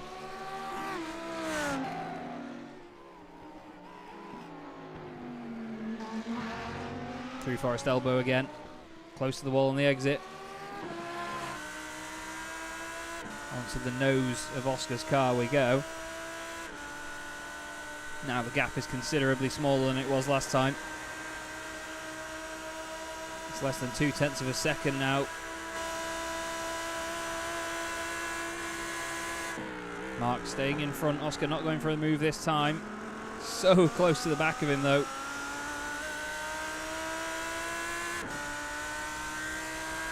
What do you reckon, everybody in the chat? Do you think Oscar will go for a move anytime soon? Seems like the car just gets out of shape very easily through these left-handers, Murray's and Hell Corner. They're very similar corners.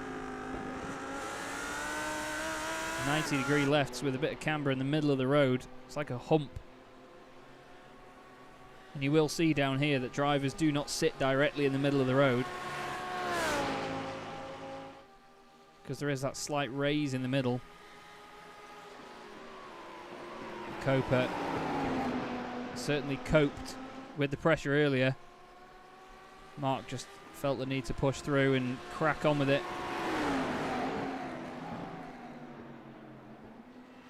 Andrew Perto saying it was tough. It certainly is, mate. The mountain doesn't let off for anybody, does it?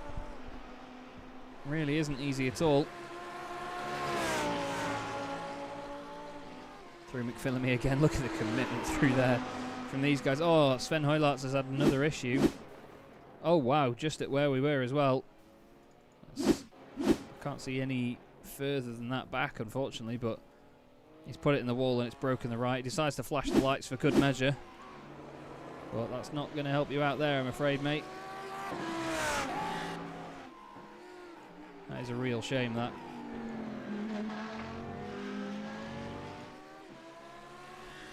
Now, Mark has decided, or I say decided, Mark has actually broken away a little bit here from Oscar as this has gone on.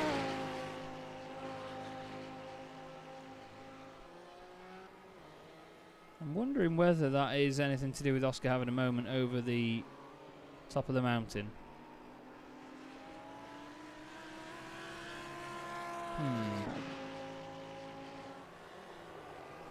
Very interesting one all the same, but the gap does randomly fluctuate here and there. Oh, there's been a big issue. Thierry van der Put And Russell Barnes. Oh, Thierry's gone around.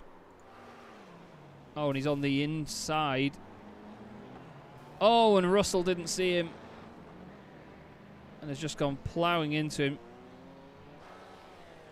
Car on the 8, on the... oh, that's Sven Heulart's earlier issue. Let's have a look at it from Russell's point of view. He'll have been told that there's a yellow, but a lot of the time... Oh, that would have been so last minute that you would have seen that car. He had no chance there, unfortunately. Does get going again. But that's such a shame for Russell. Not sure how the car was behaving. He just slow it down just to let the other traffic go through, but that was a big, big hit there. And Sven's car launched over. Idar Giedovic's just had an issue as well, actually. He's gone off track twice. Oh, that's a big moment. What a save. You may say, yes, Chaz, he still hit the wall, but wow, and oh. Who was that? That was Theodore Kaponotis. Wow, oh wow, that was a moment for Theodore there. Let's have a look at this. If you want to know how to judge whether a gap is big enough for your BMW M4 GT3 or not, everybody, you watch this. Great stuff from Theodore. Great stuff. On the brakes as soon as he saw there was any form of an issue. And he got it slowed down and was able to avoid the incident a little better. But wow. You've got to feel for Russell, though, in that situation. It's a very blind corner as you come round there. He has continued. He's 19th now. He's gained 8 places from where he started. Big damage to the front right visually, but seems like the car may not be misbehaving too badly. He goes up into the cutting once again. He's got 9 seconds to Kellen Mitchener ahead.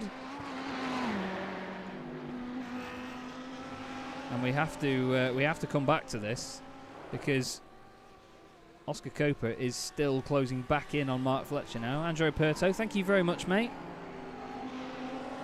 Enjoying this as a one-man team of broadcaster and commentator. It's good fun, really good fun doing this sort of thing. Andy Dawson down the inside of Simon Bamber goes through on the Lamborghini.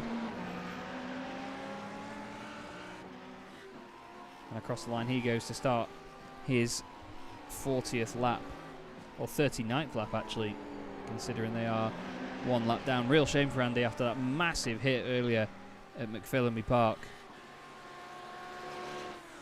It was a huge one. The gap is now down to half a second between your race leader and second place.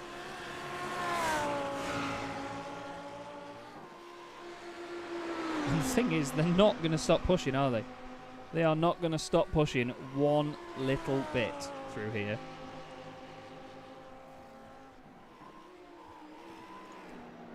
It's just mad. I really do just empathise with how difficult this is. I did the Bathurst 12 hours last year. Started 20th due to an issue at the start with a car not moving in front of us. We were 27th and ended up coming back to 6th at the end of it. And when you can manage to just get the car across the line at somewhere like Bathurst, it feels like an achievement in itself, especially after 12 hours of not completely wrecking the car. We had a bit of damage here and there, but when you get into a rhythm around here, it really is a rewarding circuit to drive. And I know that even though these drivers will be working very hard right now, they will be loving it at the moment. They'll want it to be over sooner rather than later, especially Mark Fletcher, because Oscar Coper is not going away, is he?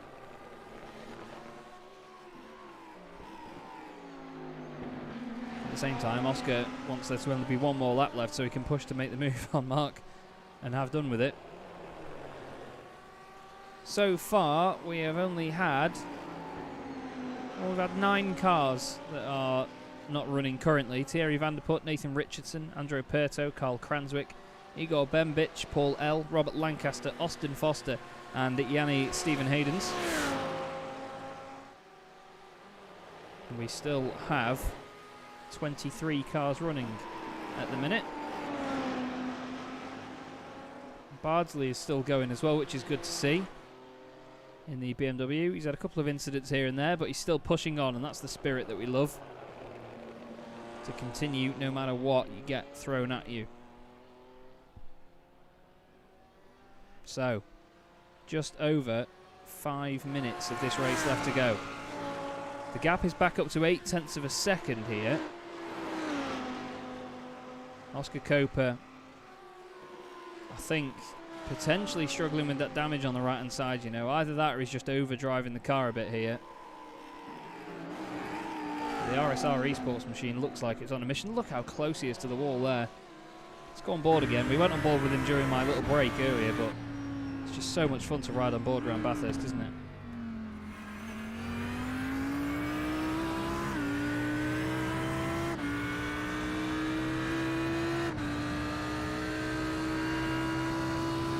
Down the Conrod they go again.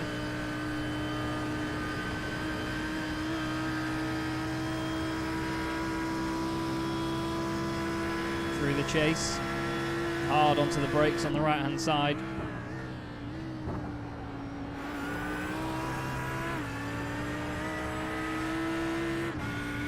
Nice commitment through there by Oscar. It seems like that's one of the places on the track where he really gets his pace. Starts to gain time on Mark. Mark just seems to be a bit more consistent over the top of the mountain. It is one of those tracks though, isn't it? It's so difficult to be consistent lap after lap around here.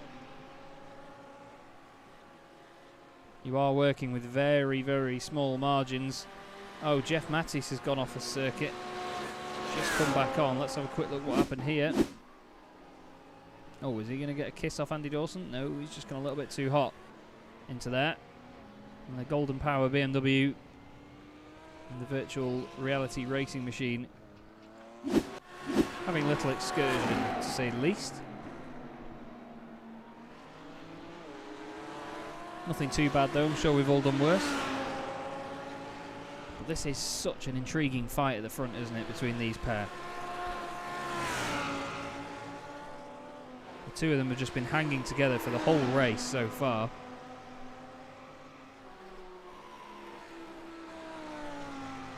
And in all fairness, you know, while Oscar has dropped away at points, he's closed back in on Mark when it matters, really. He's able to just reel him back in and sit there.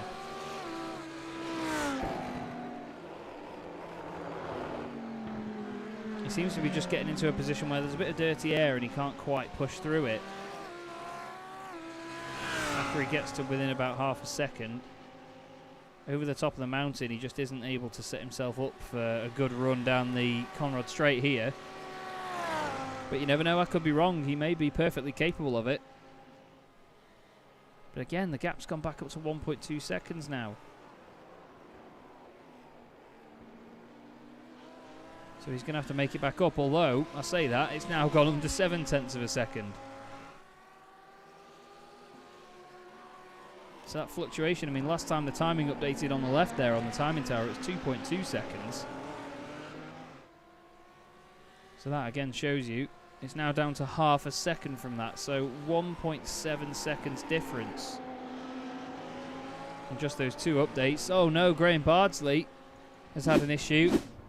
Oh, he's around and he's in the middle of the road. Wait for Declan Eady. Oh, he had nowhere to go there. Oh, the BCR machine manages to go the right way. And then that was one of the IGL coating Lamborghinis. Not Lamborghini. Oh, it's hard to know where to go there, isn't it, unfortunately. A lot of the time you'd think get out of the way because you'd expect the car to try and get back to the apex. But that was not the case there. Now, Declan Eady has been caught himself. Indeedy, as Eady. By Kjetil Larsen, who is suddenly on the case and putting the pressure on.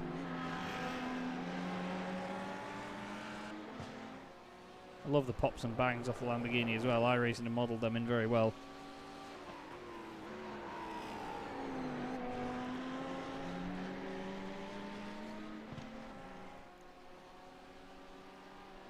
But Declan's now going to have to defend somewhat from Kjetil behind him.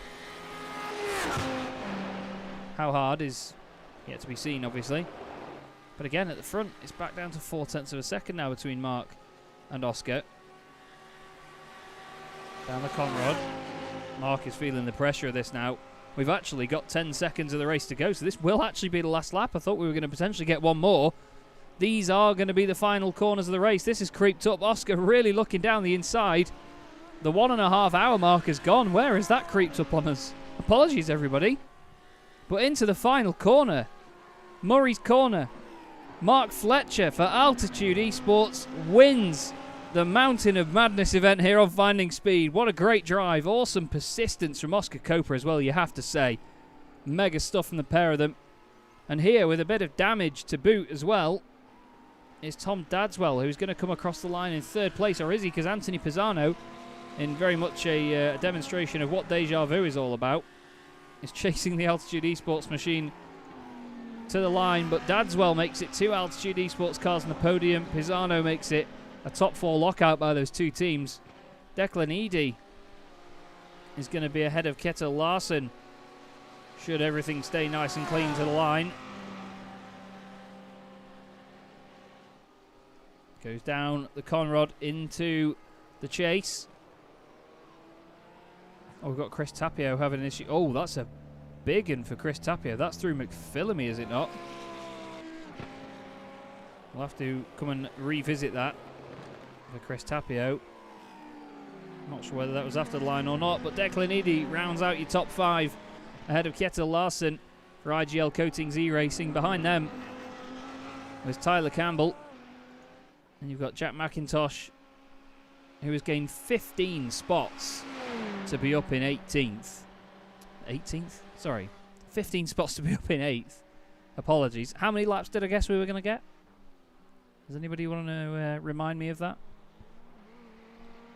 But great drive by Jim McIntosh. 23rd on the grid. Especially at Bathurst as well, to gain that many places over a 1.5 hour race. He's actually gained 2 on this last lap, so I think something has gone on in front of him to get that. But still, McIntosh crosses the line, finishes 8th. Theodore Caponiotis finishes 9th, and Idar Kjerdevic is going to round out your 10. Chris Tapio, though, let's have a look what happened here. So he is off the circuit already. I've not a clue what went on here. Oh no, that's one of the virtual reality racing BMWs that goes in. So Fletcher's gone off the track because he's celebrating. This is what happened with Tapio. That's one of the... Oh, he's done it himself, and then he gets ploughed into by one of the BMWs. Now they need to both get out of the way. Oh, we really... That was Jim McIntosh in the RPM car. Now, who is it? It's going to be Stijn van Nijlen over the top of the hill. Oh, there's a Ferrari. Oh, no. It's a big off for Stein. He's on the brakes, gets the car stopped. But right at the end there, unfortunately, it all went wrong for them. But Mark Fletcher is your race winner, everybody. Fantastic stuff from Mark. Awesome race from Oscar Coper as well, you have to say. His persistence in that chase was never ending. I just can't believe how quickly that 1.5 hour mark creeped up on us. I'm really sorry. Mark Fletcher takes your race win then. Here are your results. Mr. Fletcher, oh dear, what's happened to the overlay there? Fletcher takes the win. Oscar Coper, second place. Tom Dadswell finishes in third, ahead of Anthony Pisano. Declan Eady finishes fifth, ahead of Kjetil Larsen and Tyler Campbell. Jim McIntosh and Theodore Caponiotis finish 8th and 9th. Idar Kjerdevic rounds out your top 10 with Michael van Dijk 11th and Stijn van Nijlen in 12th. Chris Tapio, 1 lap down in 13th, ahead of Jack Johns and Andy Dawson in 15th. Then we have Simon Bamber, Giannis Sedaris and Kellen Mitchener in 18th place. Waiting for the thing to tick over, come on. Russell Barnes finishes 19th with Tim Abbott 20th, Sven Hoylarts 21st and Jeff Mattis 22nd. Graham Bardsley is classified 23rd ahead of Thierry Vanderput, Nathan Richardson, Andrew Perto, Carl Cranswick, Igor Bembic, Paul L, Robert Lancaster, Austin Foster and Yanni Stephen Haynes. But these two, Altitude Esports, can be very pleased, and same as well for RSR Esports, Oscar Coper and Anthony Pisano. Fantastic drive by the pair of them. Good battling all the way through there, to be honest, and We wouldn't want anything more from them, would we, eh? We will get things back onto the good old formation lap from the very start of the race, because that is where it all began, wasn't it? Mark Fletcher taking a very, very beautiful win from the front of the grid, and I'm going to try and drag him in and have a word, and yes indeed, he joins me in the box. My mate Mark. Mark, you must be over the moon with that, mate, but it wasn't easy with Oscar chasing you down all the way, was it? Wait, if you could see the smile on my face now. I can hear it. I feel horrendous for it, but it was the right strat. You had to save the fuel in the first stint. Yeah. It was bang on 180 litres for the race. So luckily I managed to let Oscar go.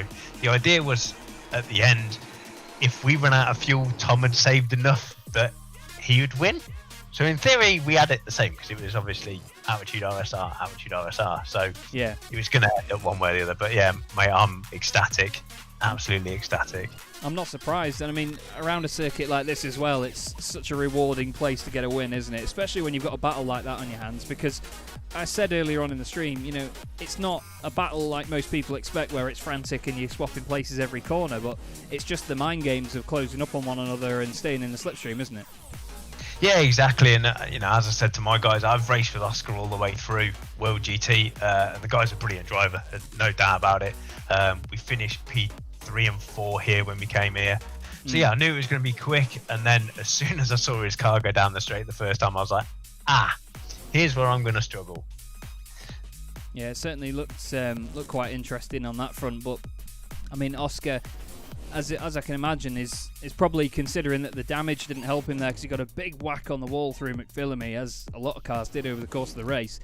And straight line is one of the main sort of aspects you need to have dialed in about your car around here, isn't it?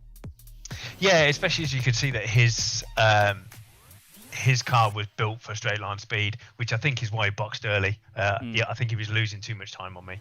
It was, right, let's push when he made that mistake. And, you know, as well as everybody can see, it's tiny mistakes around here. It's not massive at all.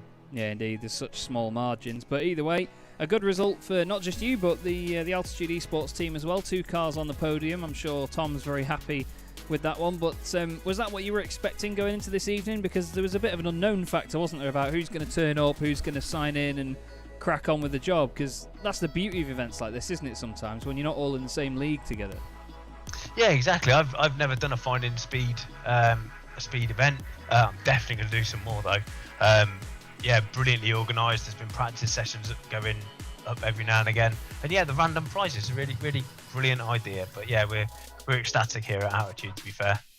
Awesome stuff. Well, very well done, Mark. Absolute pleasure to see it. Not even from a biased perspective, but wonderful job, mate. Is there anybody you'd like to give a shout out to before you go? Just all the guys at Finding Speed, all the guys at Altitude that helped me with the set.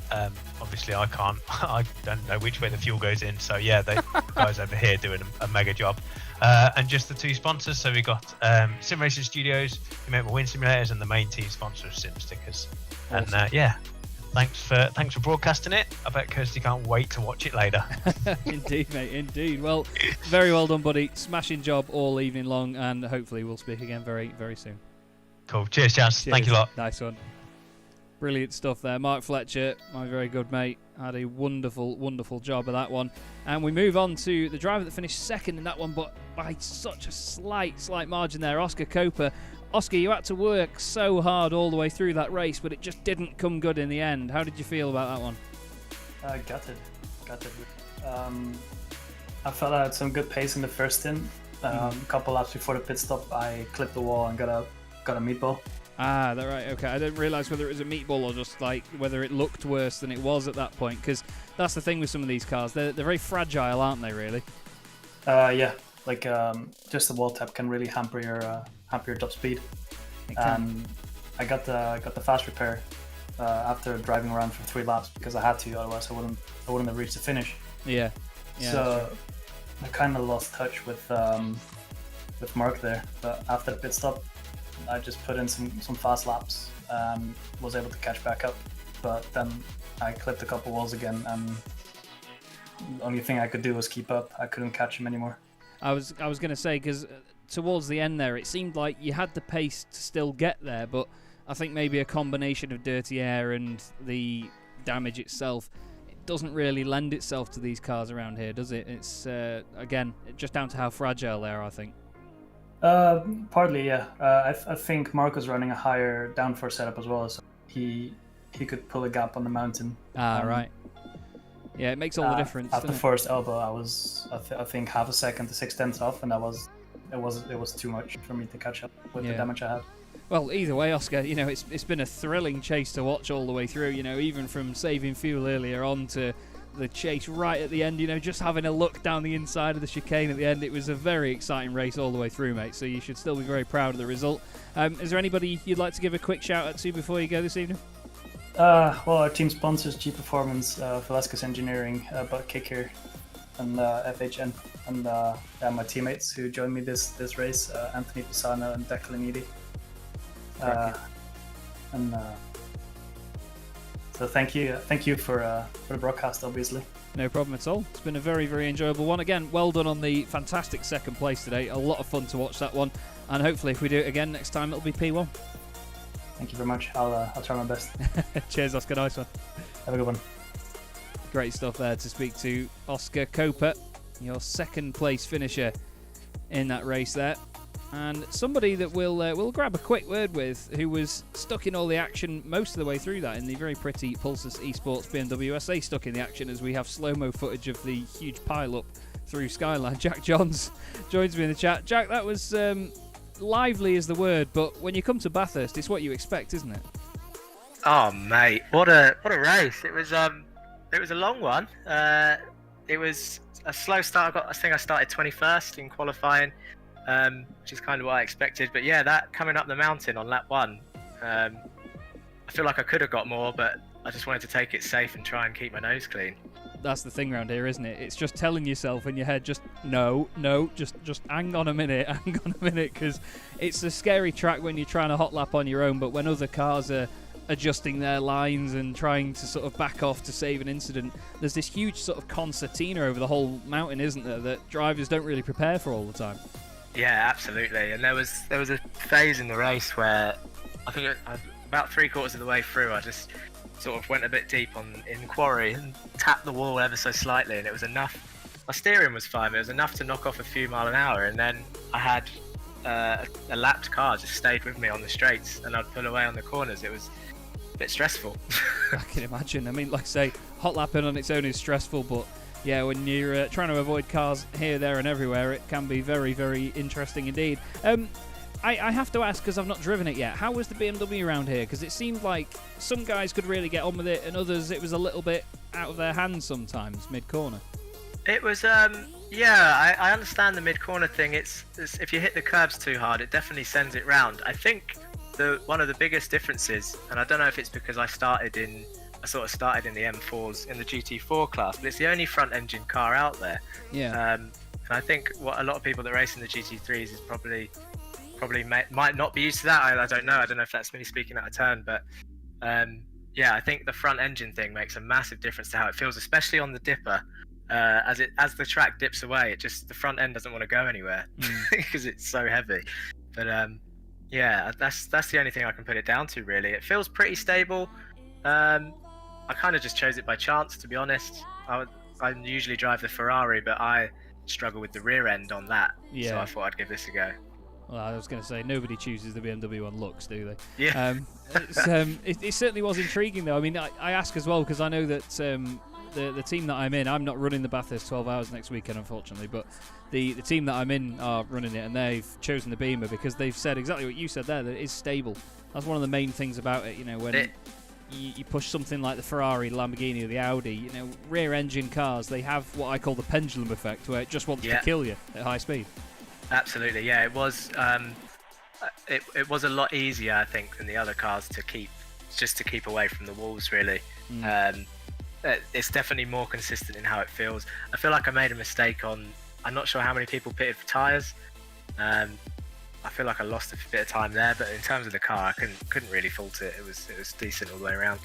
It seemed like a pretty strong result either way. 7 places gained up to 14th. good battles all the way through. Not much more really that can go well in that one, but No. yeah, looked like a lot of fun, mate. Is there anybody that you would like to give a quick shout out to before you go this evening, mate? Only to yourself and Finding Speed, really, Russell, because it put on a great event. I only found it a couple of weeks ago, and just I've followed his channel for a little while, and yourself actually. So yeah, thank you both for hosting it, and I look forward to watching the stream back. Not a problem. Thank you very much. Well, great to speak to you, Jack. Well done this evening, and hopefully, if we do it again, we'll see you in that one as well. Yeah, cheers, Chaz. See you soon. Cheers. Nice one. Great stuff. What a top guy as well. Jack John's there, the racing line. We bring in our eventual 7th place finisher, Tyler Campbell, who I briefly spoke to the other day. I've mentioned the loudest rig on the planet that you have, Tyler, but he's it did you all right there. I mean, it seemed like a lively one, more sort of in the midfield behind you, but there was still quite a few positions swapping around and some interesting pit strategies where you were, wasn't there? Yeah, it was really unique because, I mean, obviously, as we know, Mount Panorama is more of a crucible of survival than it is speed. So, of course, I inevitably knocked my front left in forced elbow only about 20 minutes into the race. And so I was given a meatball. As a result, I was required to take 2 pit stops, which I believe most of my competitors only did 1. So I probably would have been up there in the top 5, but that extra pit stop is what gave me kind of a, that 20-second gap to the guys in front of me. But yeah, it was an amazing race. Everybody out there was nice and clean. There were a couple of close calls from some damaged cars, but it definitely kept me on my toes, but nothing that my shaky rig couldn't handle.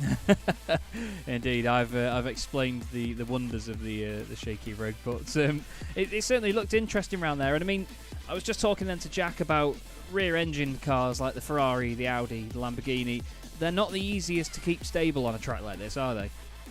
No, especially to set up. I mean, with front-engine rear-wheel drive cars such as the Beamer or the Mercedes, it's a lot easier to set up the car to be successful because it's just got much more even weight distribution.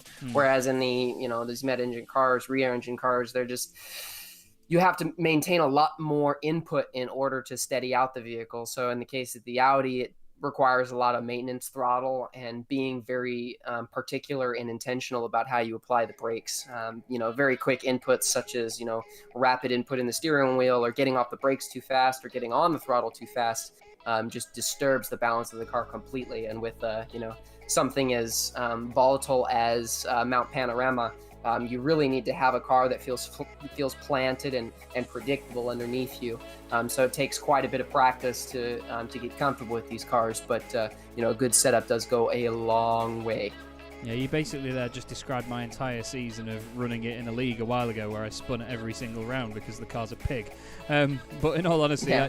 I completely understand that the weight at the back, they've got no weight over the front really, so that's why they're so pointy and so capable when they turn in. But like you say, dragging the rear end around with it and powering it out of the corner is the main thing you need to nail. But either way, you've done a good job of it this evening. Either way, mate, 7th place. Shame about the meatball near the end, but hopefully, if we do it again, we'll see you within that top 5. Is there anybody you'd like to give a quick shout out to before you go, Tyler?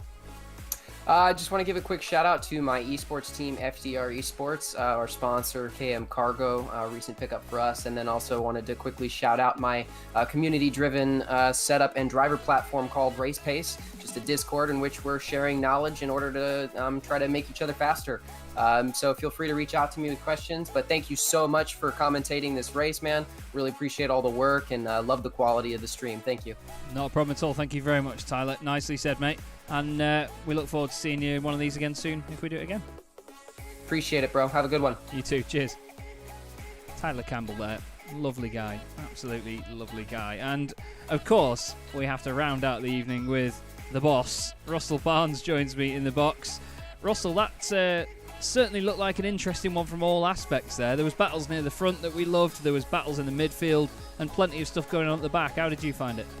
Yeah, it was great. It was really nice to see like a field of cars where like for the mid pack there was some really nice tight racing and there was nice and close up front as well. So can't argue with that. And it's awesome practice for the 12-hour next week. And so hopefully a few of the drivers got something useful out of it. That was great fun. Yeah, it certainly looked like a very interesting expedition for them, and like you say, a really good warm-up to what is coming next weekend. And I think that this is probably the best way to do it, isn't it? Stick everybody in a full-blown race scenario, get everybody properly on it, and just see what they can get out of it. But the Ferrari. Now, I've just had the conversation with Tyler and Jack about rear-engine cars, how they can be a bit unstable. I know that a lot of people are picking the Ferrari for the weekend. What is it that you think would be the reason to pick that? Well, look, the Ferrari's just an absolute solid workhorse all-rounder. You know, it's very rarely fastest, very, very rarely slowest. It's my favourite GT3. It's just it's probably because I've been driving it such a long time, but it really just kind of it speaks to me. You always know where you are with that car, and I think you know, on a track like Mount Panorama, where you know you're millimeters away from doom, it's nice to have a car that you can trust, and that's definitely my reason anyway. Yeah, I've understood that, like, when you put a lot of wing on that car, it can feel incredibly stable, but my issue was always understeer with it. But again, it's a car I've not driven in a while. It certainly looks like one of the best GT3 cars out there. It's just got that wonderful sort of elegant look to it that Ferraris always bring with them. But the circuit itself, you know, it lends itself to amazing racing. It is such a demanding place to be, isn't it? But at the same time, it actually does promote some fantastic overtaking and real commitment from drivers. Yeah, that's. I think that's one of the rare things about this track, actually, because quite often some of the kind of more exciting tracks, the overtaking opportunities, you know, aren't there, and you don't actually get exciting races. So yeah, it's a bit of a rarity in that regard, I must admit. Yeah, it certainly went well, mate. Were there any particular highlights that you had during your race? I think my I always start from the back, and it's always good fun sort of doing it that way. But I tried to watch this. I tried to have the stream on in the background while I was driving. I started the race, and I just thought I'll just listen into the commentary, you know. Yeah. And I got about two corners round, and then there was that massive pile up, kind of, what was it, midfield or so, literally at the start of the race, like 3, 4, 5 cars, and I just glanced up to watch the stream, and I missed my braking point, so I ended up going back and starting from the pits again. So that was a cracking start for me. It's just good fun. Congrats to the guys that won it, the top 3. Anthony, who came 4th, car number 13, he wins himself 5 iRacing dollars for being the highest finisher with 0 incidents. So that's congrats to Anthony. That's quite the result. It is indeed, yeah. 0 incidents around here. I mean, I had the discussion the other day that you don't often get incident points around here, but I mean, with running wide at the chicanes, or the first corner, the last corner, you know, it's easy to pick them up there, and a lot of the time, if you pick up any from hitting the wall, it usually comes with a hefty 4x as well after it, let's face it. But you end up playing a bit of ping pong you do, around the walls. Yeah, there was a few of them in there. I mean, Idar Gjedovic made an unbelievable save through McPhillamy that I'm sure you'll see on the stream, but wow, what a moment he had. But yeah, it was a phenomenal race to watch from up here. Great fight for the lead, and it's certainly been a lot of fun as well. And again, I second your comments. Congrats to the winners. But it is unfortunately all we have time for. Is there anybody that any sort of final words that you have on this evening's event? Yeah. Congratulations to everyone that did well. Thanks everyone for coming. It was a great event. Watch the Discord. The link to the Discord is in the description below. I'm going to be launching details of the second season of the Finding Speed GT3 League in a matter of days. So if you're up for that, watch Discord, and I'll be announcing it soon. Love it. Well, you heard the man, everybody. Make sure that you get in the Discord and check out all of that if you enjoyed what has gone on this evening, and of course if you've seen the previous GT3 League season as well. Should be a hell of a lot of fun. But Russell, thank you very much, mate. It's been an absolute pleasure to do this evening, and hopefully we can do something again very, very soon, my friend. Yeah, well, thank you, Chaz. It's been awesome. Cheers, man. No worries. Speak to you soon. Cracking stuff there, everybody. Russell Barnes, Finding Speed, the man himself. But that is, as I said, unfortunately, all we have time for this evening here on Finding Speed. It's been a wonderful event here, a Mountain of Madness at Mount Panorama. Mark Fletcher takes the win. less than a second from Oscar Copa after 90 minutes of racing. But thank you everybody for watching. I've been Chaz Draycott. This has been Finding Speed, and hopefully if we do another one of these, we'll see you again very, very soon. Have a good night, everyone.